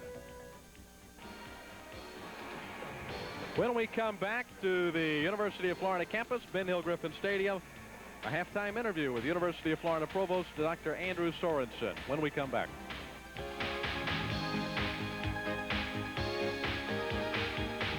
Okay, enjoy, Mick. By the way, great game last Saturday. Thanks. You know, people think being voice of the Gators is easy, but they don't realize it takes a lot of hard work. And just like the coaches, you've got to review those game tapes. There's a lot at stake. Inside the 25, inside the 20, breaks it to the clear, and we'll go all the way. Boy, that sure works up an appetite, and nothing beats a good steak. especially when you're feeding a hungry gator. He likes his really rare. Beef, real food for real people. Hello, Mrs. Jennings. This is First Union. We'd like to ask you a few questions about service.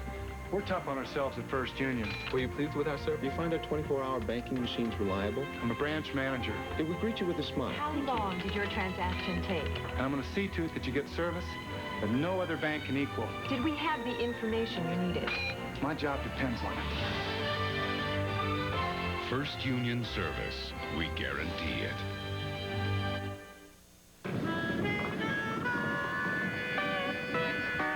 Hey, Coach, you back for more Osmos lumber? That's right, Jimmy. I'm back for the best treated lumber money can buy. Osmos is clean and straight, plus I get a 40-year guarantee on every piece. What you building with all this lumber? We're building some new bleachers for our Gator fans, because the Gators are coming back. Isn't that right, big fella? Good gracious. Look, if it doesn't say Osmos on the tag from Great Southern Wood, believe me, you don't want it. Welcome back to Florida Field. It is halftime, and our special halftime guest is Dr. Andrew Sorensen, who is the University of Florida's second provost. Dr. Sorensen comes to the university from Johns Hopkins University and joined the staff in July of this past summer. Dr. Sorensen, a little bit more about your background and how you came to the University of Florida. At Johns Hopkins University, I was the executive director of the AIDS Institute to try to coordinate all of the AIDS research for the entire university. And in that capacity, we needed to have an advisory board, and I asked the then provost at Johns Hopkins University, John Lombardi, to serve as a member of that advisory board. He agreed to do so, and out of that appointment to that committee, we developed a close working relationship to deal with general research issues and also later on an increasing number of budgetary issues on which we work closely together. I know that you are pretty much world-renowned for being an expert in health policy and especially in the area of AIDS research. What role do you see the University of Florida and the state of Florida taking in that way in the future? Right now, the vast majority of the persons with HIV infection and AIDS in the state of Florida live in the greater Miami area. But we are anticipating that the rate of HIV infection among Floridians will increase in the central and northern parts of the states. So in the first instance, I believe that we will have more people with HIV infection, more people with AIDS in Florida over the next several years. I'm a firm believer in anticipating that development and not waiting until the problem is upon us to harness our resources. So I believe we need to develop some educational programs that are particularly targeted toward the prevention of HIV infection, and I believe the University of Florida could play a prominent role not only in the north central Florida region, but throughout the state and indeed throughout the southeast.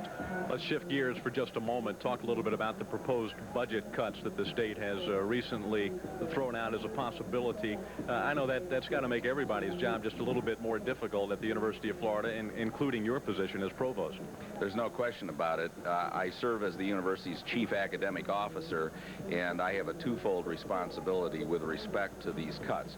First of all, it's my job to try to coordinate all of the cuts throughout all portions of the university and make recommendations regarding the distributions of the cuts to the president, and then he forwards them to the Board of Regents, who in turn forward it to the governor and his cabinet.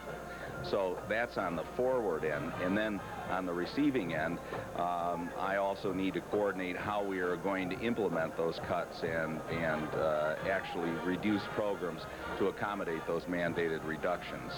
Research funding at the university, there was an exciting announcement recently with regard to that, and you're involved in that aspect of university life as well, are you not? Yes, sir. I'm very gratified to report that the external research support, that means dollars that are coming into the university from foundations, from the federal government for research activities, have increased dramatically. The past 2 months, the results have been enormously encouraging for the months of July and August, and are in fact the greatest number of dollars coming in from those sources that we've ever had in the history of the university. I find that very exciting, and I hope that that trend will continue. We need to continue to attract an increasing number of dollars from such sources. Dr. Sorensen, thank you for your time. Welcome to Gatorland, and continued success for you. Thank you very much. It's nice to be with you. Dr. Andrew Sorensen, our guest here at halftime. We'll be right back in just a moment.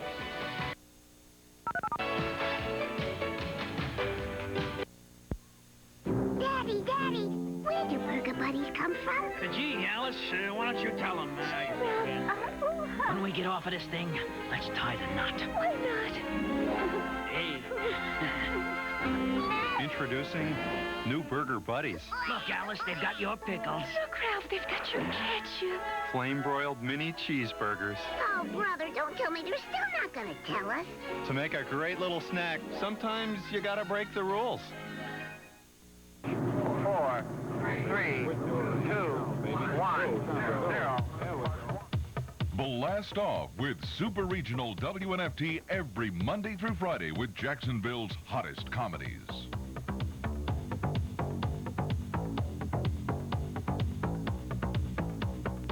WNFT counts you down weeknights from 6 to 8 with the funniest shows and the most outrageous stars. Take off with Mama's Family at 6. Kate and Allie at 6:30. Who's the Boss at 7. And Cheers at 7:30. Count down your weeknights on WNFT TV 47 with the hottest TV on TV. 4, 3, 2, 1.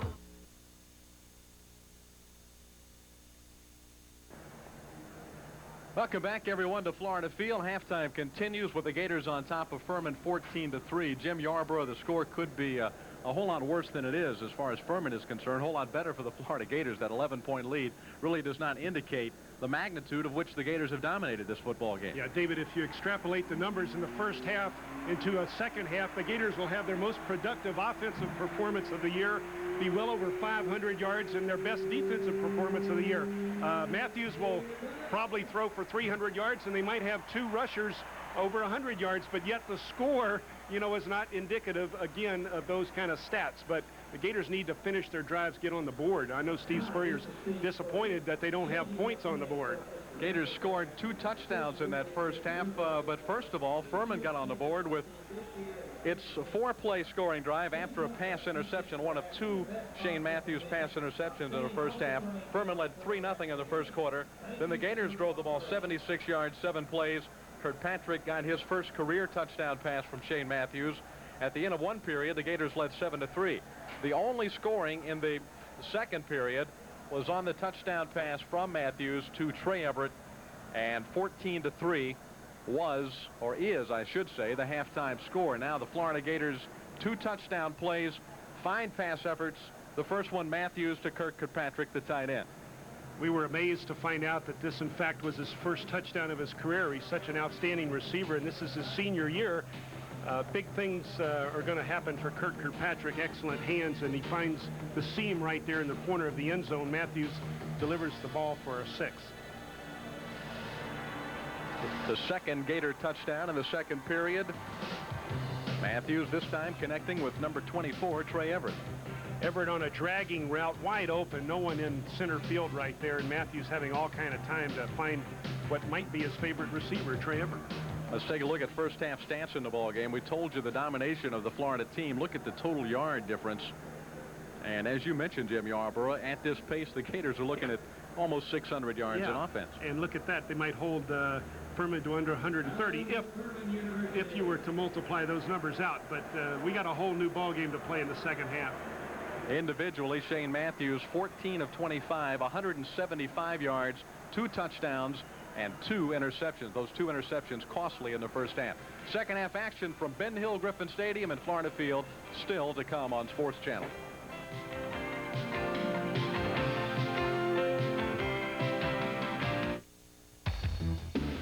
I've got a lot to do this weekend. I gotta have some help. You gotta check out the new Scotties. They made changes. Big changes. Come on, check it out. The new Scotties. Find more of everything you're looking for every project without looking all over. In one place. Check it out. You gotta check it out. Sharing comes naturally to brothers. It's part of their family bond. That bond can save a life, and University of Florida physicians at Shands Hospital are proving it. Besides heart, bone, and cornea transplants, we perform kidney transplants for adults and children. A family member can donate a healthy kidney, which we transplant to the patient.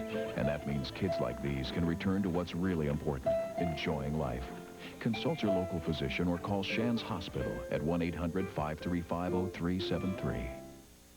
What girl's gonna go for me with a body like this? Hang in there, Tom.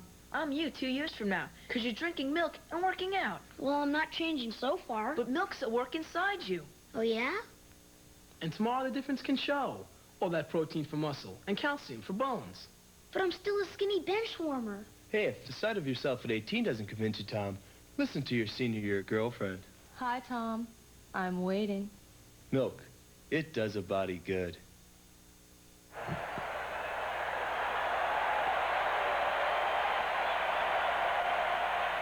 We're almost set for the third quarter to start at Florida Field with the Gators leading the Furman Paladins 14-3.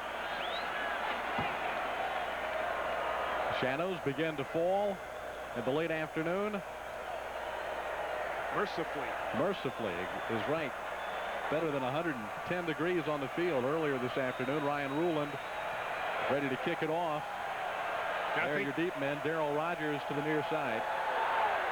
I think today's the official first day of fall. That really feels, just feel that nip in the air, don't you? Rogers downs the ball 5 yards deep. Not a whole lot of dramatic change of seasons in Florida, is there? Not yet. Frankie DeBusk, not exactly a memorable first half for him statistically. In fact, he was running for his life for much of the first half in that offensive backfield. Third-year starter. What is his record, David? Like 22-2 coming into this year, so he's 25-2. 25-2 as the starting quarterback for the Paladins. But remember, this team hasn't lost a lot overall. The bus goes down again. Godfrey Miles was there first, number 98. Gets the glad hand from his teammates. We've not seen a lot of Godfrey this afternoon. He's at the Gatorback position, and defensive coordinator Jim Bates likes to play attacking, offensive, defensive football. And look at this. He sends the Gator back, and there's the inside linebacker, Jerry Odom, to finish him off. There's Big Godfrey, one of the most talented physical players on this ball club. Gators have been pretty darn stingy in the second half. Have yet to give up a touchdown this season in the second half. DeBusk wants to throw it. He does, but it's incomplete up around the 30-yard line. Intended for John Whitmire, the junior out of Greenwood, South Carolina. DeBusk is shaken up and wants to come out. Look at his calf. His left calf, he might have pulled a muscle in there earlier in the ball game. Looks like he's got an additional wrap on his knee, and he might be out of action this afternoon. He's disappointed. That would be a shame. DeBusk is on the sideline now, and Hugh Swilling, the redshirt freshman quarterback from Chatsworth, Georgia, has come on to play. This is the third quarterback that Furman has used. Now his first action of the afternoon right now. Couple of yards as Trimble carries the football out across the 10 to about the 11-yard line. Tim Pauck and Jerry Odom, the inside linebackers, made the tackle. But it's fourth down and long for Furman. Florida's defense has been outstanding again this afternoon. Freshman Chris Wade back to punt 5 yards deep in his end zone. Monty Duncan is deep to receive. Gators coming hard but can't get to this one. Wade, not a very long kick, is fair caught by Duncan at the 37. One of the things that pressure rush does on the punter, if it doesn't get to the ball, at least it maybe perhaps bothers him enough that he'll come up with a short punt. And right there he felt the pressure and did not get off the good punt. The Gators have terrific field position, much different than the early of the first quarter of this ball game when the Gators had terrible field position. That was a 27-yard kick. Eric Rett breaks 2 tackles, then is brought down by Jeff Sanders. And Ivan Johnson, the free safety. Yeah, Jeff Sanders, big number 75, played an excellent game up front for the Paladins. Rhett starting this afternoon. First time in his career, first career start, and he's doing an excellent job. He might get that 100-yard figure before this day's over. He and McClendon have both run well.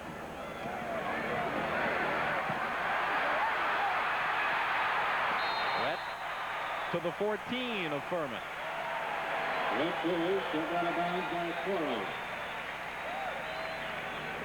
Excellent balance right here. Watch him bounce off the attempted tackle. He's going to get outside, cuts back. Now watch that. Boom, right there. They didn't wrap him up, and he simply bounces on down the field for another 6 yards. Ivan Johnson on the hit.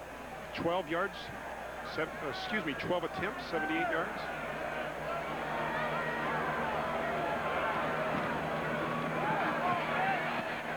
Eric Rhett again gets the call to about the 10-yard line. Word from the field in the Florida locker room is that Steve Spurrier delivered a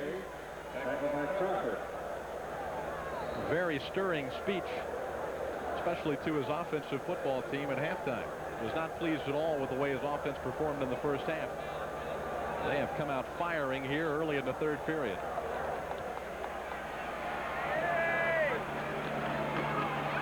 Keep it on the ground with Rhett. Rhett is stood up at the 6. Picking his way, though. He didn't force it. He waited to the last instant and then had a little bit of room. You know, Emmitt Smith had so much talent, but Emmitt Smith had the ability to pick holes where none existed. And right there, Rhett did a bit of that himself.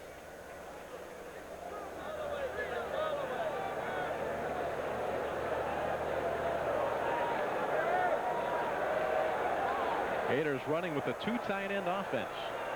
Power football on this drive. They need a long yard to get a first down. Rhett has that. Almost got 6 points. He stepped out of bounds inside the 2 near the 1. Little toss pitch to the weak side. Try and pull the guard Hisam Ismail out in front. There's the toss. Ernie Mills doing a nice job blocking downfield. 91 yards now for Eric Rhett.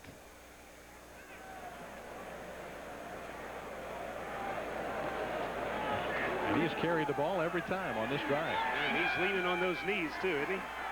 He's looking for oxygen right now. Rhett and McNabb. Fullback Dexter McNabb did not get in, but came very close. Inside the 1, they'll spot it about a foot from the goal line. The first carry of the second half for the fullback. Quarterback reverses out on the quick handoff, and not a whole lot of room there.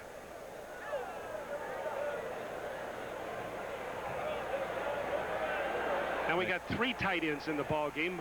Extra tight end comes in as a wingback. Rhett in motion. McNabb fumbled the ball. And Furman says they've got it. And they do. Another Florida turnover. Second fumble of the day. The 4th turnover. And Furman dodges another bullet. The Paladins have it inside their own 2, and the score remains the Gators 14, the Paladins.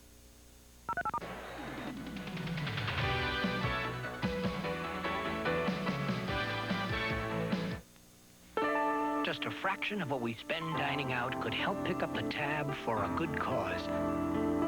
A small part of what we spend on sports could help keep our community in shape. Or some of our time on the phone could help answer society's problems. Won't you get involved? By giving 5% of your income and volunteering 5 hours per week, you can really help your community. This year, make it your goal to give 5. What you get back is immeasurable.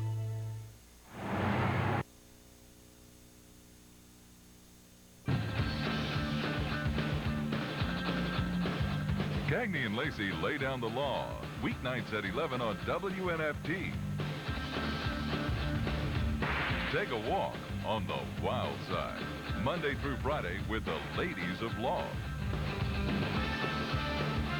They're so bad, they're beautiful. Cagney and Lacey. Weeknights at 11 on WNFT. Weeknights, it's great entertainment on T.J. Hooker. All I can do is what one cop on the beat can do. He's a veteran crime fighter turning rookies into cops. Where's the cop playing dead over there? I thought I trained you better than that. Starring William Shatner, Adrian Zement, Heather Locklear, and James Darren. They're dedicated to serve and protect. How do we get to the truth? We'll start digging. On T.J. Hooker. Weeknights at 5 on WNFT. McClendon has a first down to the 48 of Furman. Boy, he's a hard-running tailback, big and strong. Put up some unbelievable numbers in high school at University Christian in Jacksonville. It's a throwback screen, David, to the tailback, and Chris Bromley gets out there and throws a block. Mark White gets out there and throws a block, and Willie gets some running room, picking up first down inside Furman territory.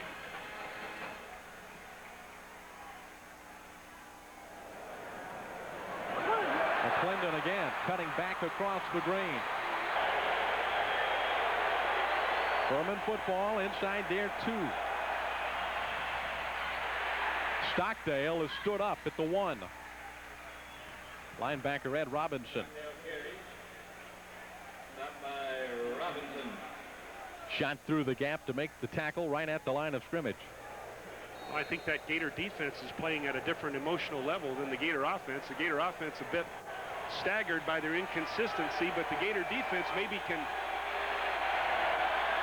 pick up their spirits by shutting down Furman deep in their own territory. Stockdale again, this time out to about the 5. Jerry Odom on the tackle for Florida.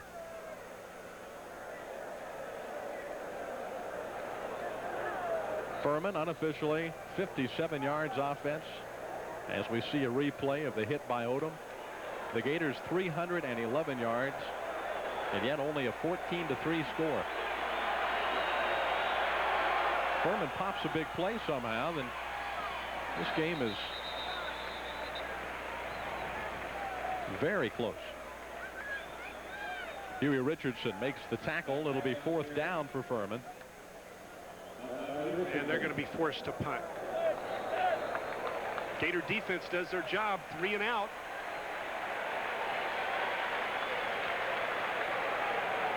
Another chance for the Gator offense to have excellent field position. They looked good on that last drive with the exception of the sloppy pitch and fumble resulting in the turnover. Chris Wade standing in a splash of sunshine. Low driving kick. Monty Duncan swarmed under by 6 or 7 Furman defenders at the 42-yard line of Furman. And here comes the Gator offense again today. They've marched up. They've marched down the field, but haven't been able to put it in the end zone very frequently, thanks primarily to their own mistakes. Matthews will have Mills and Everett. The tight end is split to the right side. The throw is deep for Everett. The pass almost intercepted in the end zone by Mike Jones, who intercepted a pass last week against Tennessee Chattanooga and ran it back 77 yards for a touchdown. Trey Everett almost slipped in front of Jones right there. Mike a bit shaken up. Was all by himself on Everett. Everett put the brakes on momentarily and cut underneath and made his leap, but wasn't able to come up with a catch. Now watch him put the brakes on temporarily. He realizes the ball's coming to him. Now he's just going to hesitate for a second and take the inside route. Pass is caught by Kirkpatrick at the 35. 3 yards short of a Florida first down. Kirkpatrick has caught 4 now in the game. The senior tight end out of Brandon got his first career touchdown catch in the first half of the game.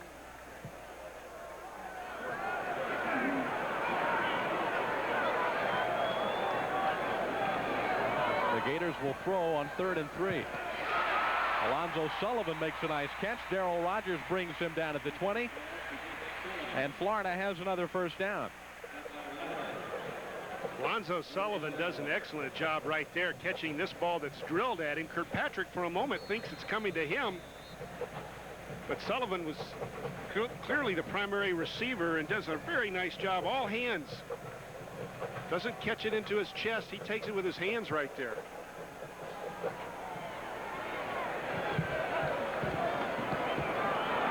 Big hole up the middle for Rhett. Inside the 15. Kendrick, the linebacker, made the tackle. Watch McNabb on the draw lead, the fullback lead. Watch McNabb make the block right here. There he cuts down the linebacker. Everett picks up another 3 yards. Eric Rhett now 5 yards shy of 100 yards.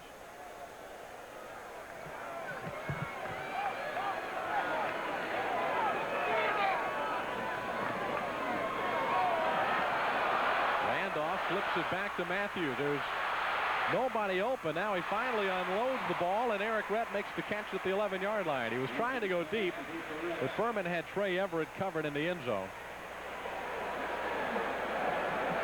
Little flea flicker action with moderate success. This play really never gets going because Matthews is under pressure almost immediately. Big number 71, Crocker, who's played an excellent game, putting pressure on Matthews right after he got the ball. Really never had a chance to look downfield like that play is intended to do, give the quarterback an extra look. Gators have been successful on 3rd down conversions, and they get another one here as the ball is inside the 10. On the carry by Rhett. Kevin Kendrick on the stop. Again, Florida's inside the 10.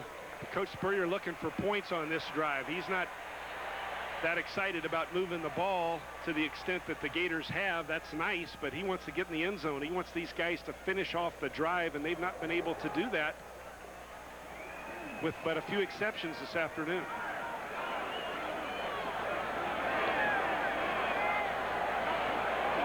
It is 1st and goal. Kelvin Randolph. Tackled by Frank Sutton, the backup nose guard out of Palm Beach Gardens, number 70. Played at Palm Beach Gardens High School. One of, I think the number is 4 Floridians on this Furman team. You'd think there'd be more than that. You know, generally every team the Gators play, there's at least 10, 15. Furman does an excellent job of recruiting right in South Carolina. They really do. They get some of the top prospects out of that upstate South Carolina, North Carolina area. Matthews to the end zone, and it's Ernie Mills with the touchdown.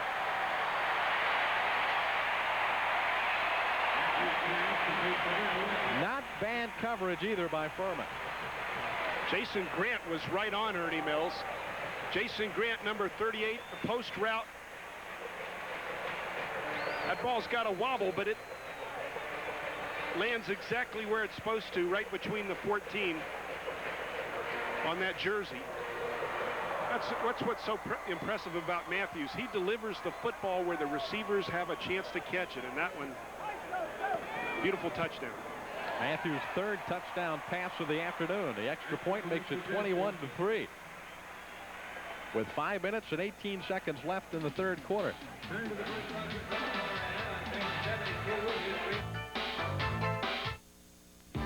Catch the excitement.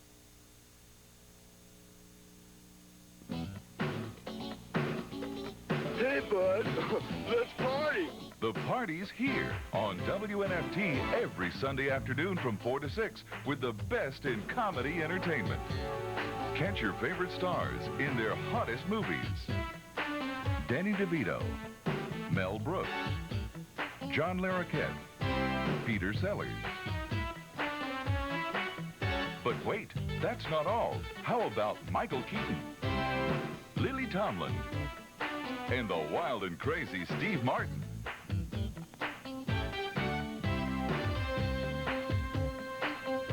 Get ready for the best party in town. Sunday's Slapstick Cinema every Sunday from 4 to 6 here on WNFT, Jacksonville's comedy giant.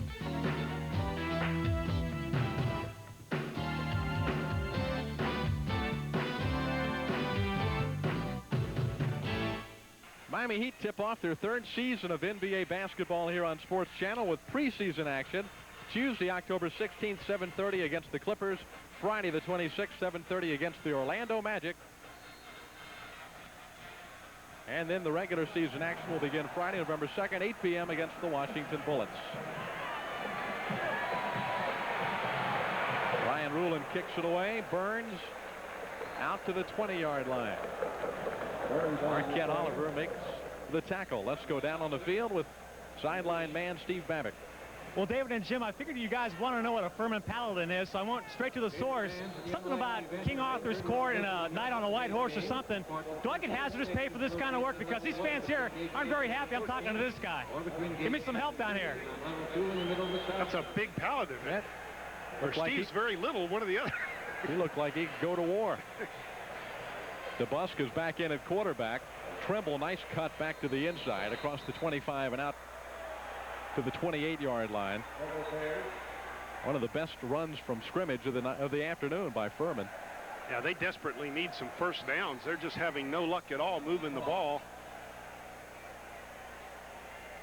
They need to put a couple of first downs together, give their own defense some breathing room at the least. They've come with 2 tight ends and 2 receivers, 1 back, and give it to Trimble, just running it power up the middle of the 35, and they've picked up a first down. Only their 4th first down of the afternoon. I don't think they had a first down in the second quarter. It has been a long time since Furman picked up a first down.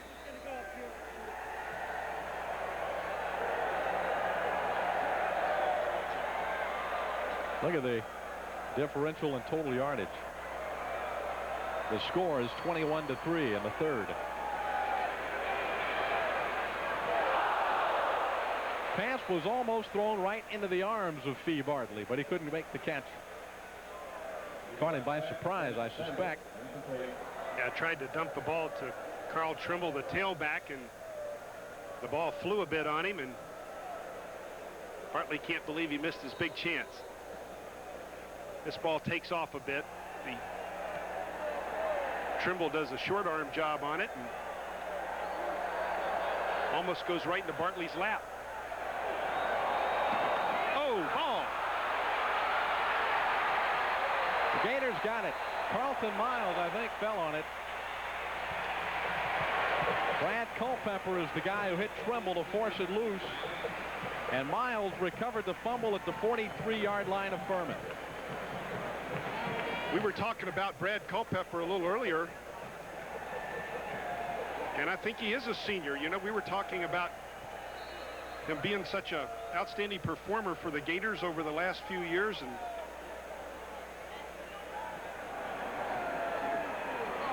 no, he's a junior. Right. I pointed that out a little earlier. I've already made that mistake once this afternoon. We're trying to take a year away from Brad.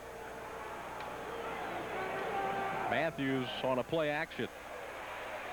Oh! That pass almost intercepted. There's a penalty flag down. The linebacker Beavers almost made the interception. There's a penalty flag back in the Florida backfield. It's going to be a hold against the Gators.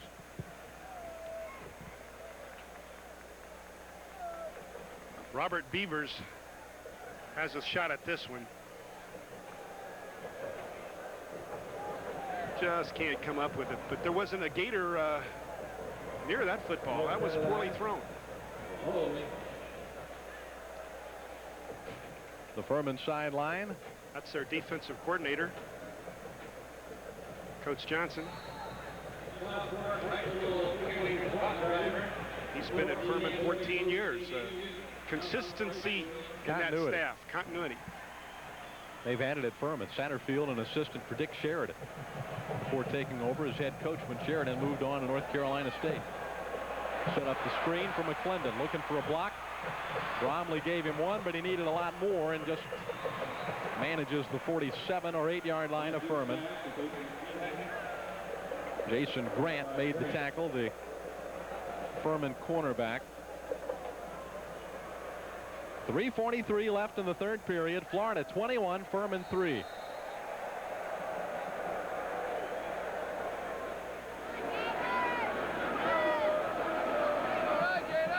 Gators young and old jammed into Florida Field to watch their team try to get to 3-0 on the season. They're in pretty good shape right now. Trying the screen play to the other side, and that pass was incomplete.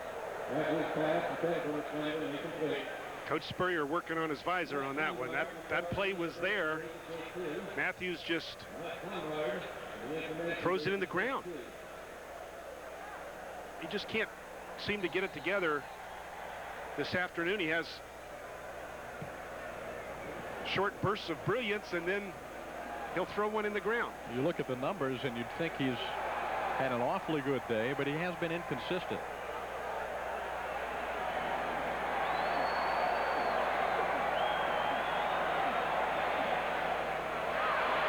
Kirkpatrick needs about 10 after he catches the ball to get a first down. He carries people with him, but won't get enough.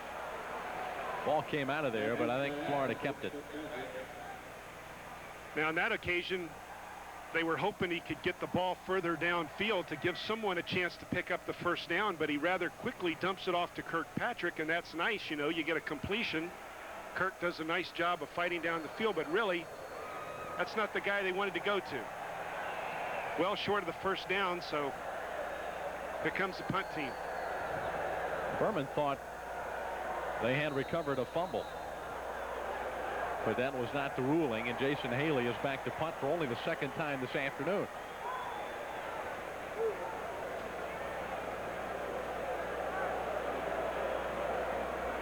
Don Clardy is deep at about the 10-yard line. Haley, under some pressure, gets it off. It takes a Furman bounce back across the 20, and Monty Groh downs it at the 21. Gators lead 21-3, and we'll be right back.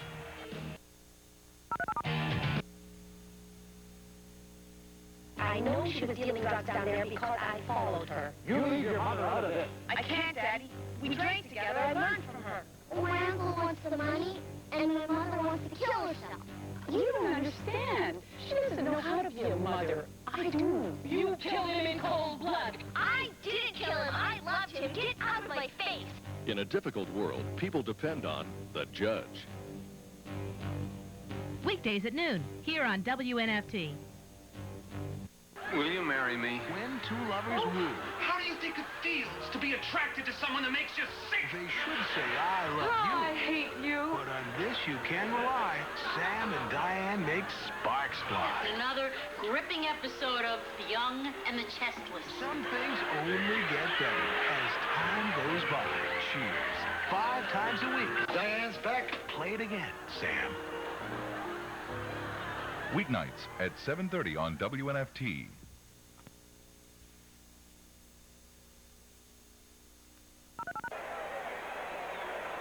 Furman starts this possession at their own 21-yard line, and they fumble. Bartley is there, but the tailback, Burns, fell on the football. Furman fumbled it on their last possession. That was their first turnover of the afternoon. Here's the new tailback. Freddie Burns, number 28. Just brought him in for that one reverse, and it didn't work. He ordinarily plays a wide receiver position. Well, they've lined a wide receiver Stevens out of the I formation in the backfield. The pass is overthrown. Stevens lined up in the back of the I. Number 81 moved in motion out to the left flat area that the bus threw it over his head. Now it's third down. Furman pulling out all the stops here to try and figure out some way to attack this Gator defense. They've used 3 separate quarterbacks, number of different offensive alignments. They've tried 2 tight ends in a power running game. They've tried to spread out the field and throw it upfield. There's a pass that is caught, and it might be a Furman first down. Brad Stevens with the diving, sliding catch, and it looks like Furman will have a first down. Only their 5th first down of the afternoon. Their 2nd here in the 3rd quarter.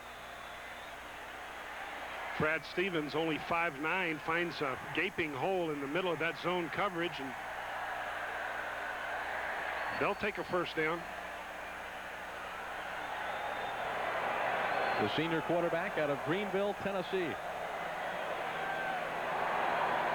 On the option. Nice catch by Trimble just to keep the football. He's got pretty good yardage on first down, out near another first down at about the 42.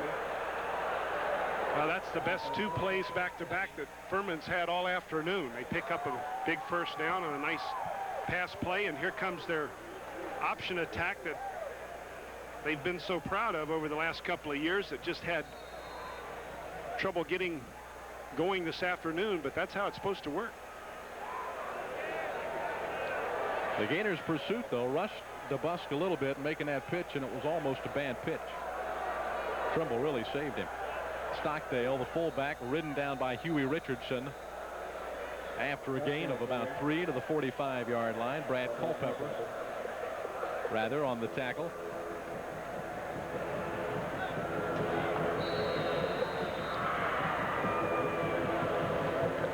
One of the key plays in the option attack is the quick dive to the fullback. You run the option, run the option, run the option outside, and then all of a sudden you quick hit the fullback. But right there, the Gators held him to short yardage, but was a first down.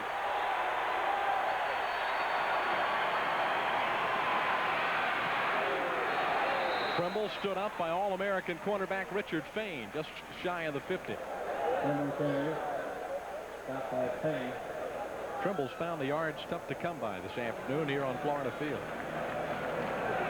Fain hasn't had a lot of action come his way this year. I think people are staying away from his side of the field by and large. Now Jimmy Spencer's the new kid on the block, so to speak, at the other quarterback position. Their tendency is to go more at him. Furman needs about 6. They get a couple on 2nd down. Brandon and Gaines and Richardson made the tackle. That'll bring up 3rd down and 4 for Furman, with time running out in the 3rd period. Only 40 seconds left in period number 3. This is the first time in the 2nd half Furman's penetrated into Gator territory.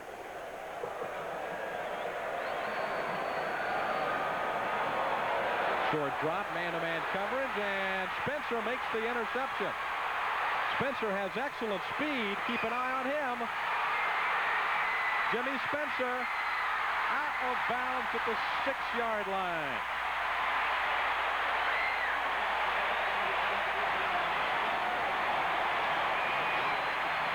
Jim, you were just talking about how Spencer has been picked on this season. Furman tried to go at the young cornerback on that play, and they pay the penalty. Man for man, Spencer on Stevens, and what he does so nicely here, he picks up the ball. He sees where the ball is. Now he's got a lot of room down here, but look at Stevens hustling from the back. He makes a little juke. Stevens tries to catch him, but Spencer with that speed sprints away, and finally it's the fullback knocking him out of bounds. Billy Stockdale. The injured player is Fee Bartley that's being helped off the field. There's Jimmy Spencer, a high school quarterback at Glade Central High School in Belle Glade. There's Ephesians Bartley coming off the field. Jimmy Spencer, his first year as a starter for the Gators, had a bit of a shaky experience in the Gators' first 2 ball games, although he was brilliant on specialty teams, blocking 2 punts, and there a great defensive play. That's his first career interception. Eric Rett goes down. Nice tackle in the backfield. The linebacker, Coda Suttle, he was freshman of the year for the Paladins a year ago. Made a nice play to stop Rett 3 yards behind the line of scrimmage. That's the final play of the 3rd quarter, with Florida threatening to score on top 21-3 as we go to quarter number 4.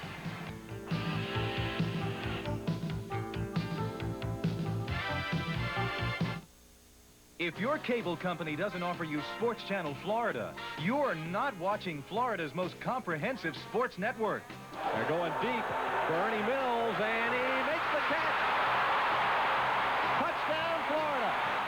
Sports Channel has your ticket for complete coverage of the Florida Gators, Miami Hurricanes, South Florida Bulls, Jacksonville University Dolphins, and exclusive coverage of the National Hockey League. Hunter and Chelios have their sticks up in this spot. Corson for the front of the net. They score!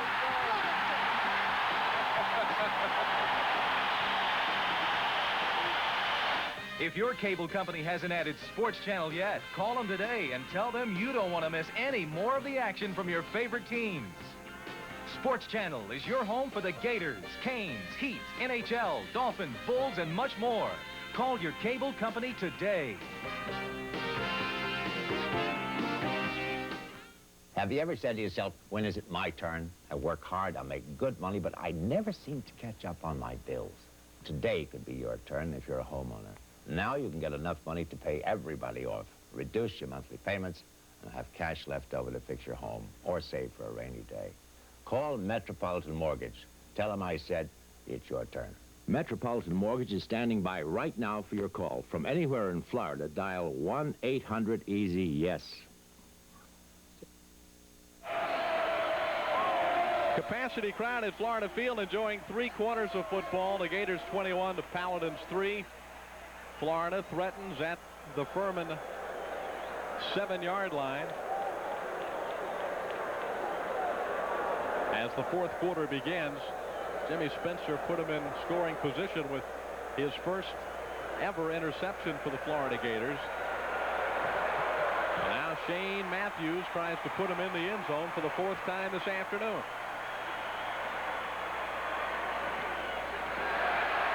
McClendon on a delay up the middle.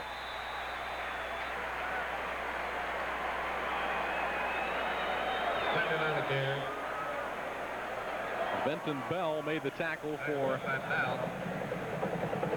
the Furman Paladins,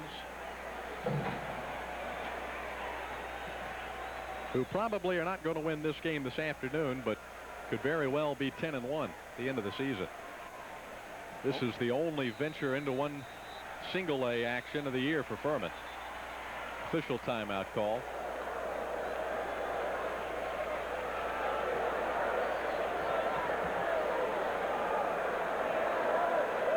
Furman's held their own this afternoon. They've benefited from some Florida mistakes, but you'd have to believe that they're at least somewhat responsible for Florida's errors. They're like the fighter that keeps hanging into the fight and won't go down. He can't be put away. He just keeps hanging in there, fighting back, hanging in there, fighting back. The Gators have been down in this position before and have not come away. It's 3rd down and goal.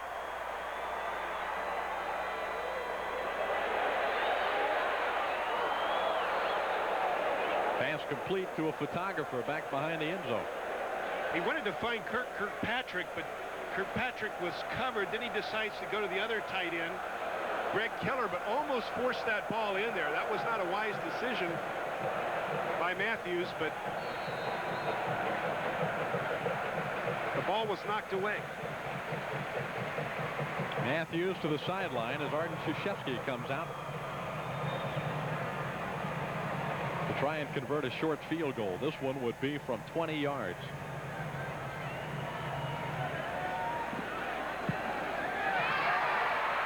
It is good. 14:33 left in the 4th quarter. The Gators 24, the Paladins 3.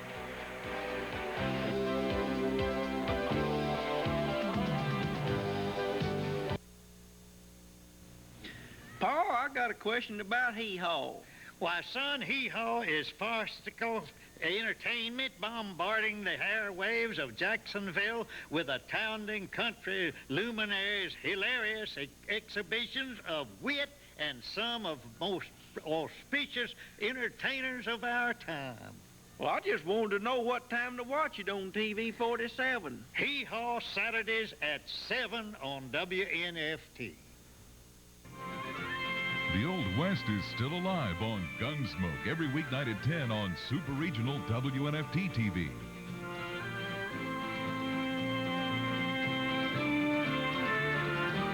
Ride the open ranges of the past with Matt Dillon, Doc, Miss Kitty, and Festus.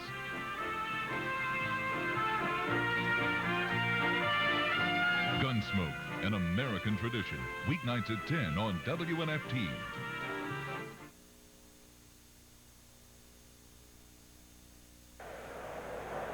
Shadows falling on Florida Field, late afternoon.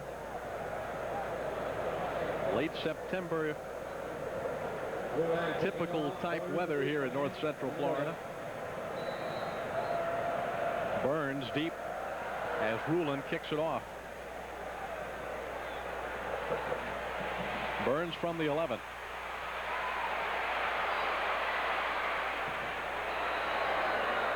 Out of bounds at the 23, 24, maybe the 25-yard line. Del Spear made the tackle.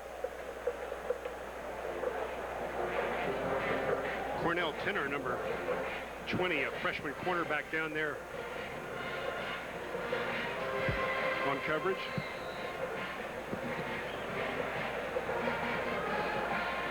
Well, Furman moved the ball a little bit on their last drive. They had some nice passes. They were working that option. Let's see if they can do it again.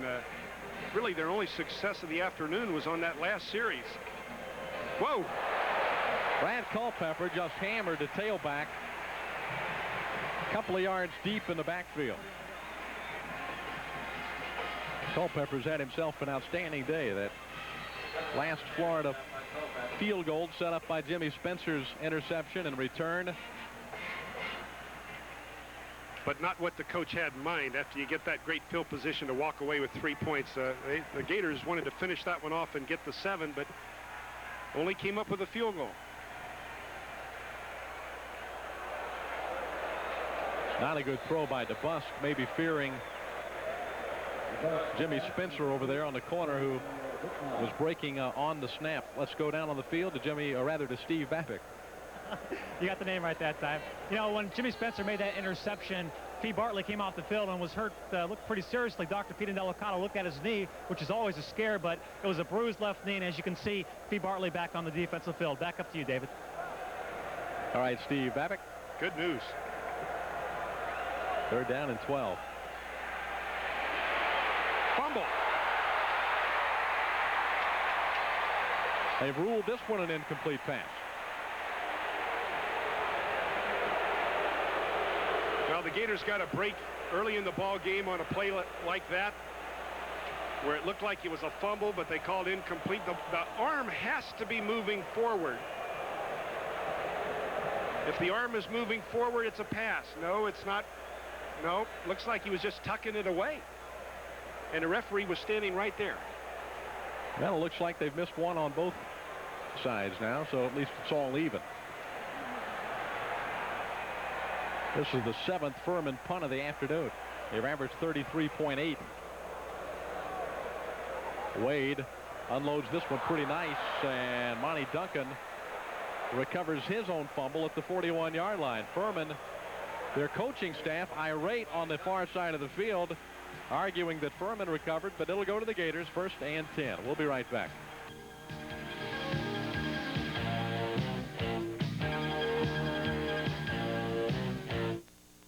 Okay, enjoy, Mick. By the way, great game last Saturday. Thanks. You know, people think being voice of the Gators is easy, but they don't realize it takes a lot of hard work. And just like the coaches, you've got to review those game tapes. There's a lot at stake. Inside the 25, inside the 20, breaks into the clear, and we'll go all the way. Boy, that sure works up an appetite, and nothing beats a good steak, especially when you're feeding a hungry gator. He likes his really rare. Beef, real food for real people. My girl's a pint-sized, webbed-up little rocket. She got more energy than an electric socket. She'll slow down for likes, but not for long. 'Cause when it's right, it's on. And why do your kids deserve like Spallone? Because they're your kids, that's why. They grow up so fast and not kids for long. Just like light. They're gone. 13:30 left in the fourth quarter. Gators are first down from their 41. Brett looking for a 100-yard gain, gets a couple of yards out to the 43 before he's knocked down by Frank Sutton.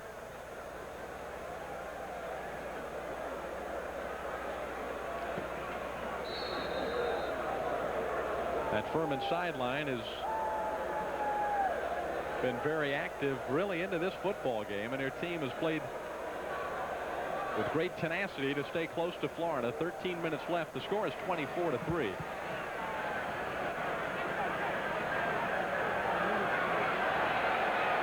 Trey Everett, the intended receiver, but the pass is knocked down by a pair of Furman defenders at the 15-yard line. Both Quarles was there along with,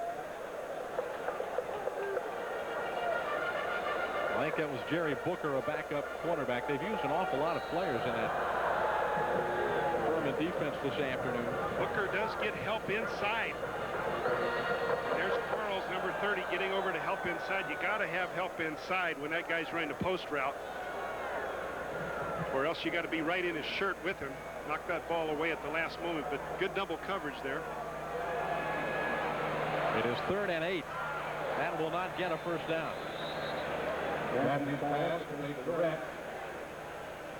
Third down conversions on the last couple of drives just haven't been there. They're going to the short receiver who doesn't have the distance to pick up the first down.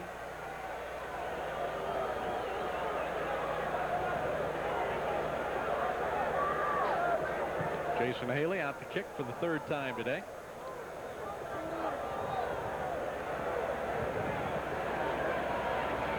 Haley had a severe injury to his left leg just before last year started. That was his freshman year.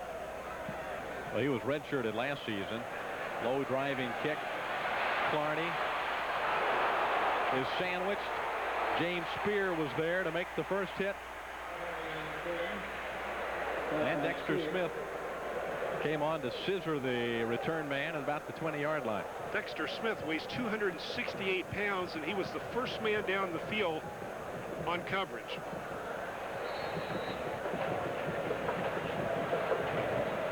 .11:54 left in the fourth quarter.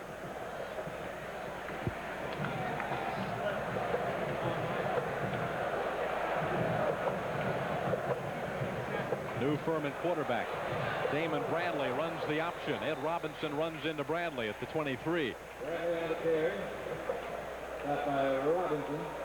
You're seeing some new players on the field right now for that Gator defense. The first team defense has been superior all afternoon, and those guys only have so much gas in their tank, and now defensive coordinator Jim Bates is sending out some new bodies.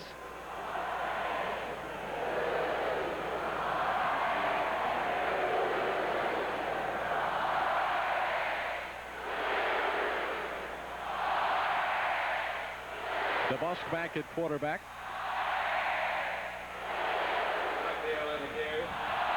Fullback Stockdale hit by Carlton Miles and William Gaines.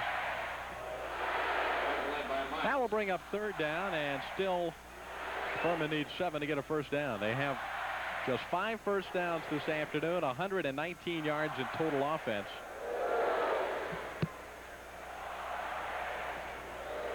Gator defense just continues to be superior week after week. They were outstanding in Alabama last week, and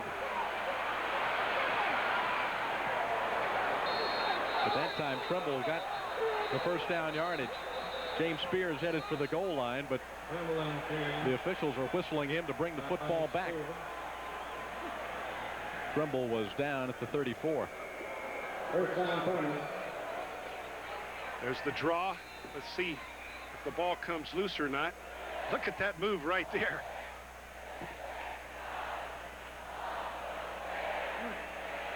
Carl Trimble again, the sophomore who had such a outstanding freshman year for Furman last year from Jacksonville. Tremble is hit by Culpepper and Robinson. Huey Richardson, Mark Murray coming back into the ball game after a short rest. Culpepper just outstanding all afternoon. Quickness. He's playing against an all-conference center, too. Steve Dugan, number 77, getting some All-American recognition coming into this ball game, but Culpepper's working over the guard and the center. DeBusk, nowhere to go. And down he goes at the 26-yard line. Murray and Richardson. What was that? I don't know. They did a Chichi Rodriguez and Gary Player head shake. Watch this after the sack.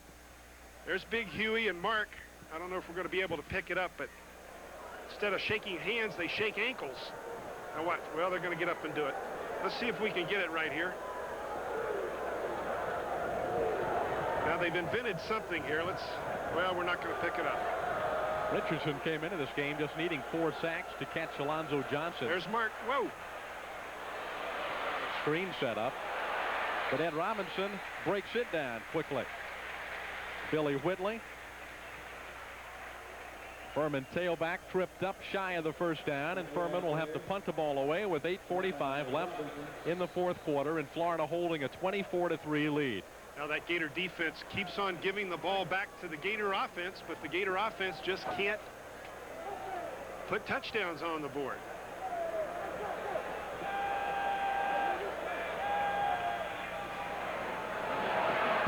Gators have the rush on again. Chris Wade kicks it high, and it's out of bounds at the 41-yard line. The Gators will have possession in good field position with 8:20 left, and Florida on top 24-3.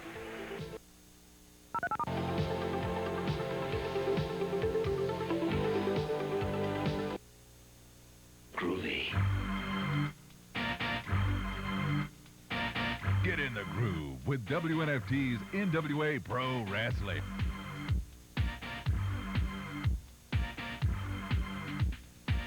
Two hours of blood-streaming tag team in action.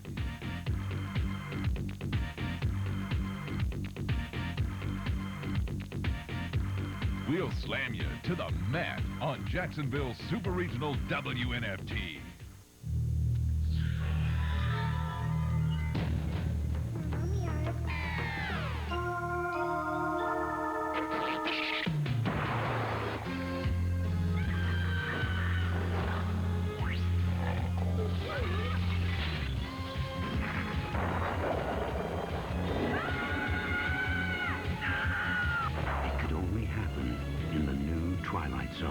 Monday through Friday at midnight.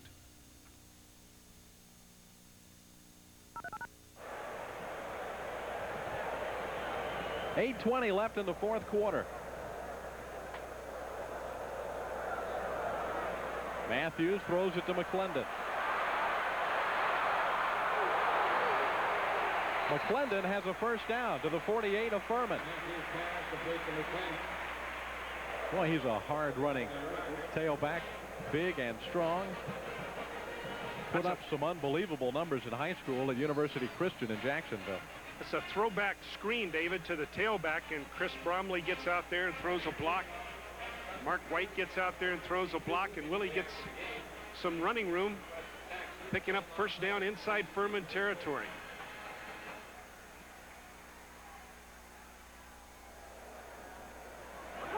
McClendon again, cutting back across the green to the Furman 31. Well, at halftime, we mentioned there was 2 Gator running backs that had a shot at 100 yards in this ball game. One was Eric Rett, the starter, and the other was Willie McClendon, who had been the starter. 2 outstanding young tailbacks, and Willie at 223 pounds.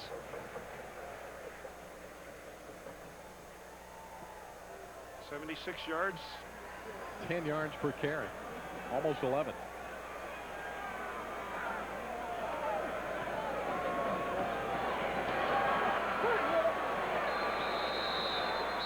Good yardage on first down, and a penalty flag comes in late.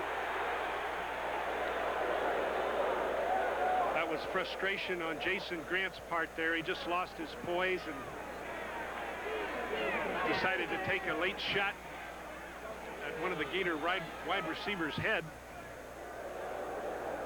These cornerbacks and wide receivers talk to each other all day long, and Grant just got carried away there and decided to pop somebody in the head. He hardly made contact, but they saw his intent was evil, and they flagged him for it. Has to have been a pretty long afternoon for Furman's defense. They've been on the field most of the afternoon. Shane Matthews well over 200 yards. Rolling up big numbers again in the Spurrier offense. Looking to get more. Oh! The pass was intended for Henry Haston. The freshman from Stewart, I don't think he's touched a ball all year. Henry Haston. Highly recruited player out of Martin County High School a couple of years ago. He was redshirted last year. Oh, almost a circus catch. He's wide open. Shane sees him. He just couldn't get turned around to get both hands up. He made the quick turn to make contact with the ball, but only could get one hand up. Wasn't enough to catch it.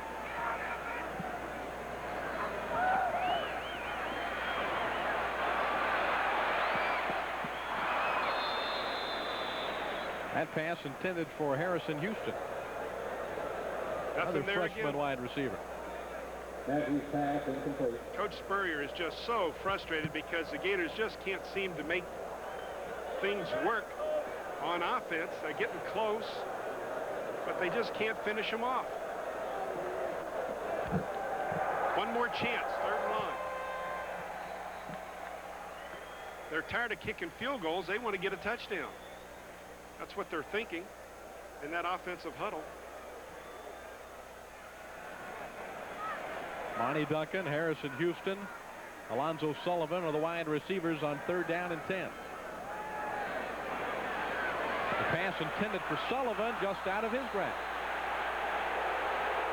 The crowd down in that corner of the end zone thought maybe Darrell Rogers interfered with Sullivan, but there is no penalty flag, and it'll bring up 4th down, and the field goal team will come on. I tell you, the crowd standing right by you thought he was interfered with too. Darrell Rogers looked like he held him up on the break, David. We don't pick it up there on the replay, but it looked like he grabbed him at the moment of the break, and I think that's what the crowd was saying. Hey, he was touched when he was downfield. Actually, he might have been held. But what do we see on the field? Field goal team. Krzyzewski's hit 1 from 20 already this afternoon. 4 out of 5 for the season. This will be a 30-yard attempt, almost straight away. Krzyzewski deadly as usual from short range. The Gators tack on 3 more and have a 27-3 lead over Furman with 6 minutes and 40 seconds left in the 4th quarter. Be sure to keep up with the Florida Gators all season long here on Sports Channel. Coming up in the next couple of weeks on Thursday night, tune in to the Gator Hotline with Steve Spurrier on Sports Channel. And then 1 week from tonight, the Gators against the Mississippi State Bulldogs in Southeastern Conference action. And then on Sundays, 12 noon, Florida football highlights with head football coach Steve Spurrier. Check local listings for availability in your area. 27-3. Only 6:40 left in the game. That last drive, 46 yards, 7 plays. And I am sure that Steve Spurrier will have a lot to talk about with his offense after this game is over with. He'll be working this week in preparation for Mississippi State. As the Gators get back into Southeastern Conference wars, Ryan Rulin kicks it off, and here's Burns from about the 5. Burns is hit by Marquette Oliver.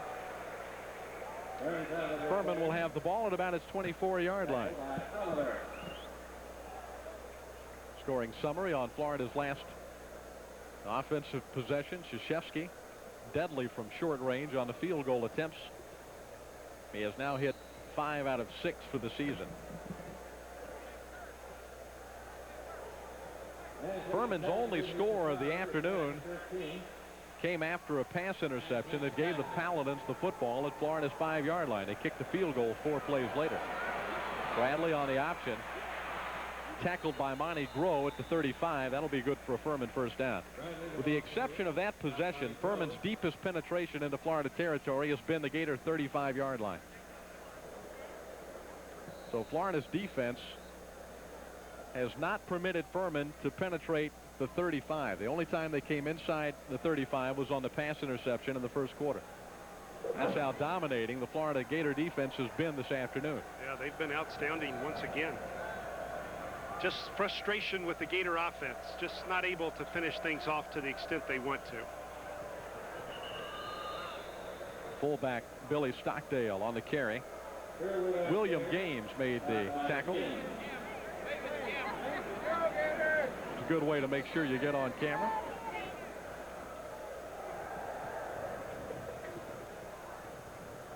There's Jim Bates, the defensive coordinator that came to the Gators from the University of Tennessee. Coach Spurrier was very high on Jim Bates and was anxious to get him in here to run his defense. And they've got a mutual admiration society, and both of them are outstanding coaches. And across the 42 to the 43.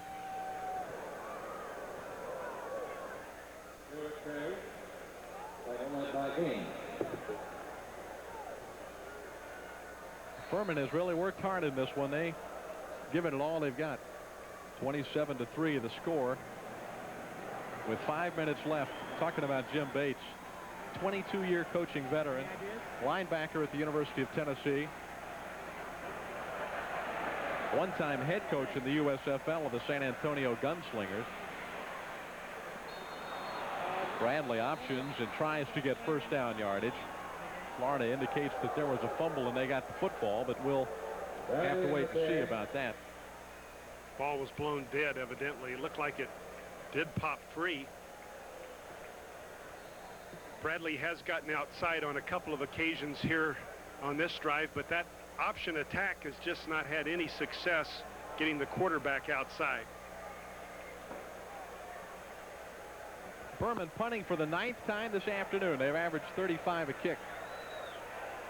Freshman Chris Wade. Gators have a return on. Wade pops it high, end over end.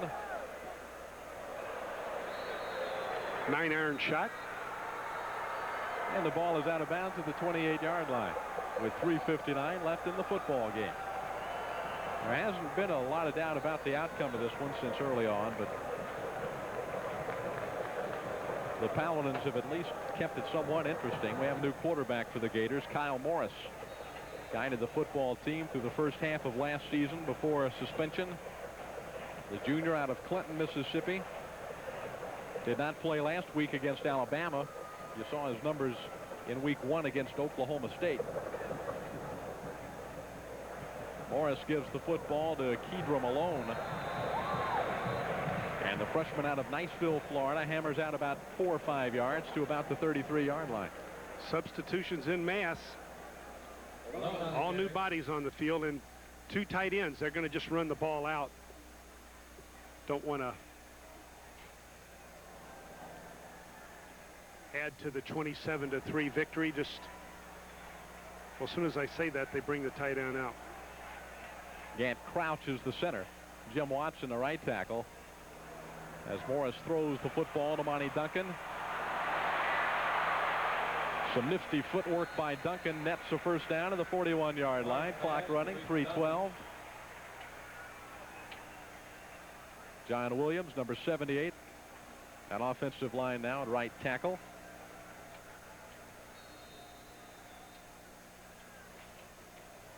And it looks like Ryan Taylor is the tackle on the left side, number 76.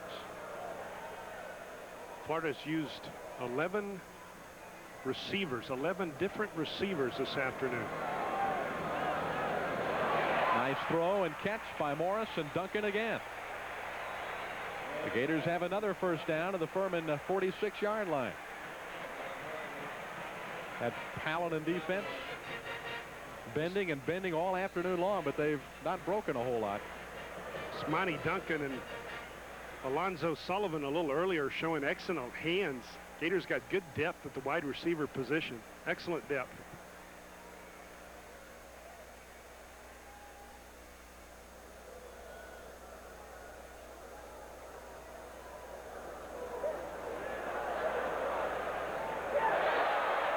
Same combination. Duncan again with a catch. Let's check in with Steve Babbitt. Jim Yarbrough, you mentioned about the team being able to play a lot of different players at wide receiver in different positions. This kind of game, at least, you get to check out your depth. But no question, this team's been flat. It's been evident on the sideline this team has been flat. Something that Coach Spear is going to have to work on during the week as the team gets ready for Mississippi State. Let's go back upstairs. A couple of more home games.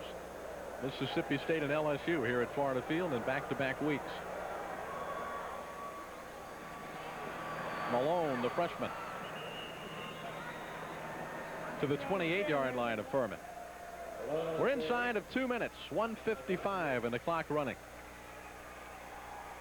Big Ryan Taylor throwing an excellent block right there at offensive tackle. Well, at least when you're flat and you win 27-3, you know, it's better than being flat and losing a ball game. Of course, you can't afford to be flat in a Southeastern Conference battle or have the difficulties that we've had today on offense. Now you consider Vanderbilt beating LSU earlier on Saturday. You just can't go out in the Southeastern Conference and not be at or near your best without being in a whole lot of trouble. And there will be those who will wonder if Florida's offensive problems today are not related to the NCAA sanctions that were passed down on Thursday. And it'll be hard for anybody to tell if that was the case or not. Ball club may have been flat anyway. Pass was almost caught, then almost intercepted. That pass was intended for Willie Jackson. Would have been a great catch by Willie, going across the middle right there, but just off his fingertips. Made the leaping effort. Kyle Morris, who I believe is number 5 in career offense at this point in his career here at the University of Florida in terms of total offense. Saw extensive action in 88 and 89, at least half of 89. Krzyzewski's going to try a 46-yard kick. It appears he's got the distance, but it is no good. Off to the left. That would have been Arden Krzyzewski's longest field goal, but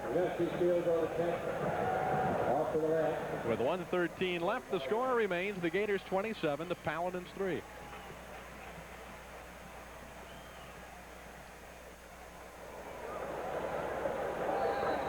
It has been a frustrating afternoon for the Gator offense. But they got 452 yards. Yeah. That's what they were averaging, 450. But that's not going to satisfy the coach. Bradley very quick on the option. Now tempers Flair a bit. Carlton Miles made the tackle after Bradley got 8 on first down. Only 55 seconds left. Taking a look at Furman. They slip back into Southern Conference action next week. They've got a big game against Marshall. Always a difficult team to handle in the Southern Conference. So they step back down into their level of competition next week, and you can bet they'll be very competitive. Billy Whitley, the tailback, running the option across the 45 to the 46. And that'll probably do it for today's action. No, I think Furman's called timeout. They'd like to get on the board. By running the option? That's optimistic, isn't it? If you're going to call timeout, you might as well let it fly. They did not call timeout. They still have all 3 timeouts left. Only 17 seconds left. First down. Stop the clock. Right. Bradley. Tackled by Marquette Oliver, and that'll be the last play of the football game. A valiant effort by the Furman Paladins, but the Gators just too much at Florida Field. And Steve Spurrier, Jimmy Satterfield congratulate one another for an outstanding effort on both sides of the football field. But the Gators go to 3-0 under Steve Spurrier with a 27-3 victory over Furman. We'll be back in just a moment to Florida Field on Sports Channel.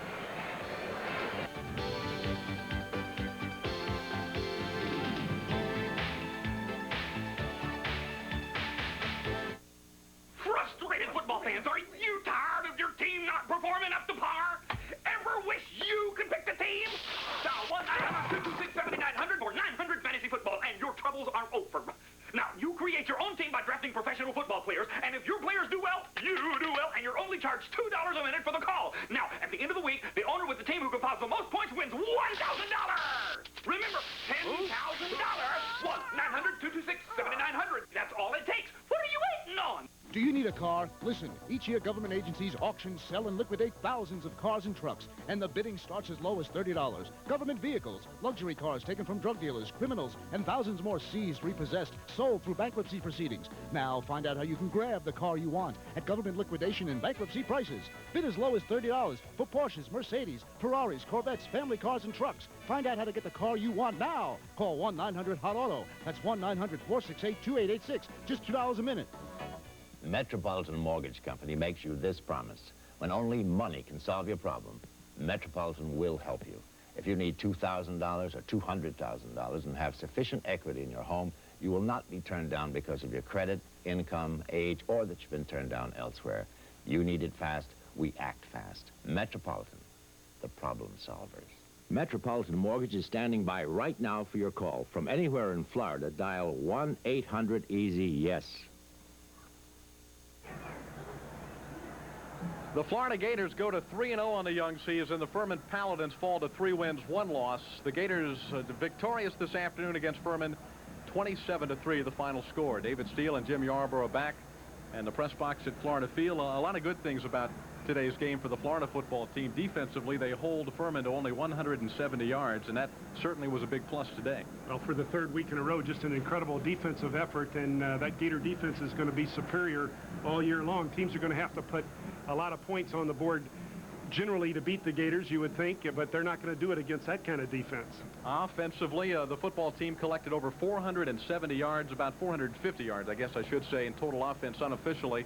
And, you know, we talked about a team having a letdown offensively, but you can get 450, 460 yards on a bad day. I guess you're doing something right. Yeah, they went up and down the field, and Matthews had a few interceptions that hurt the Gator offensive effort, and they weren't able to punch it in the end zone for touchdowns. But there's a lot of talent on that offensive side of the line of scrimmage, and next week will be a big test when Mississippi State comes into town and we renew Southeastern Conference action. But tip your hat to Furman. Those kids were battling all day long out there on defense. Sports Channel's next University of Florida football game coming up next Saturday, September the 29th, 11:30 p.m.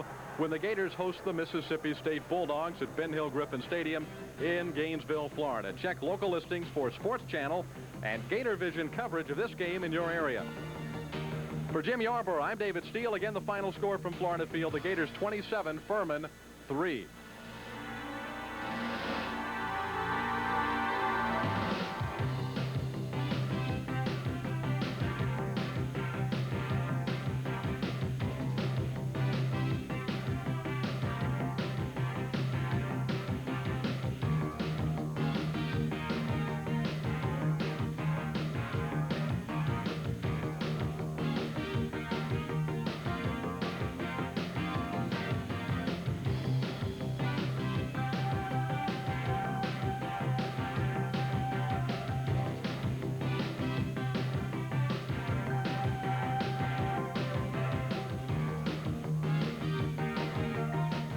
University of Florida football featuring the Fighting Gators has been sponsored by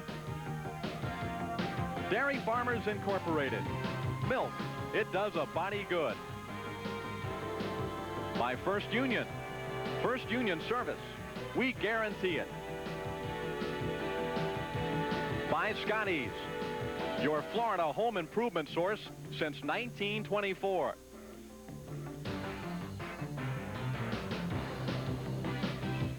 And by Osmos and Great Southern Wood, the most trusted name in wood preserving.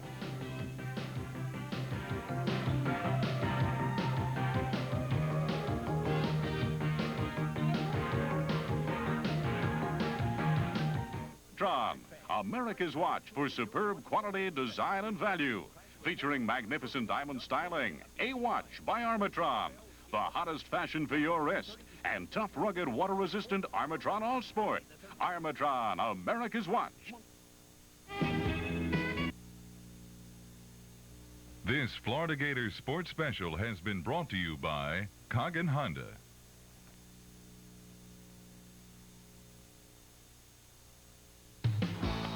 WNFT TV 47, Jacksonville's Super Regional Television.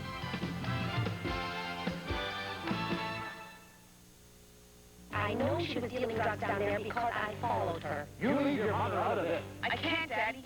We drank together. I learned from her. My uncle wants the money, and my mother wants to kill herself. You don't understand. She doesn't know how to be a mother. I do.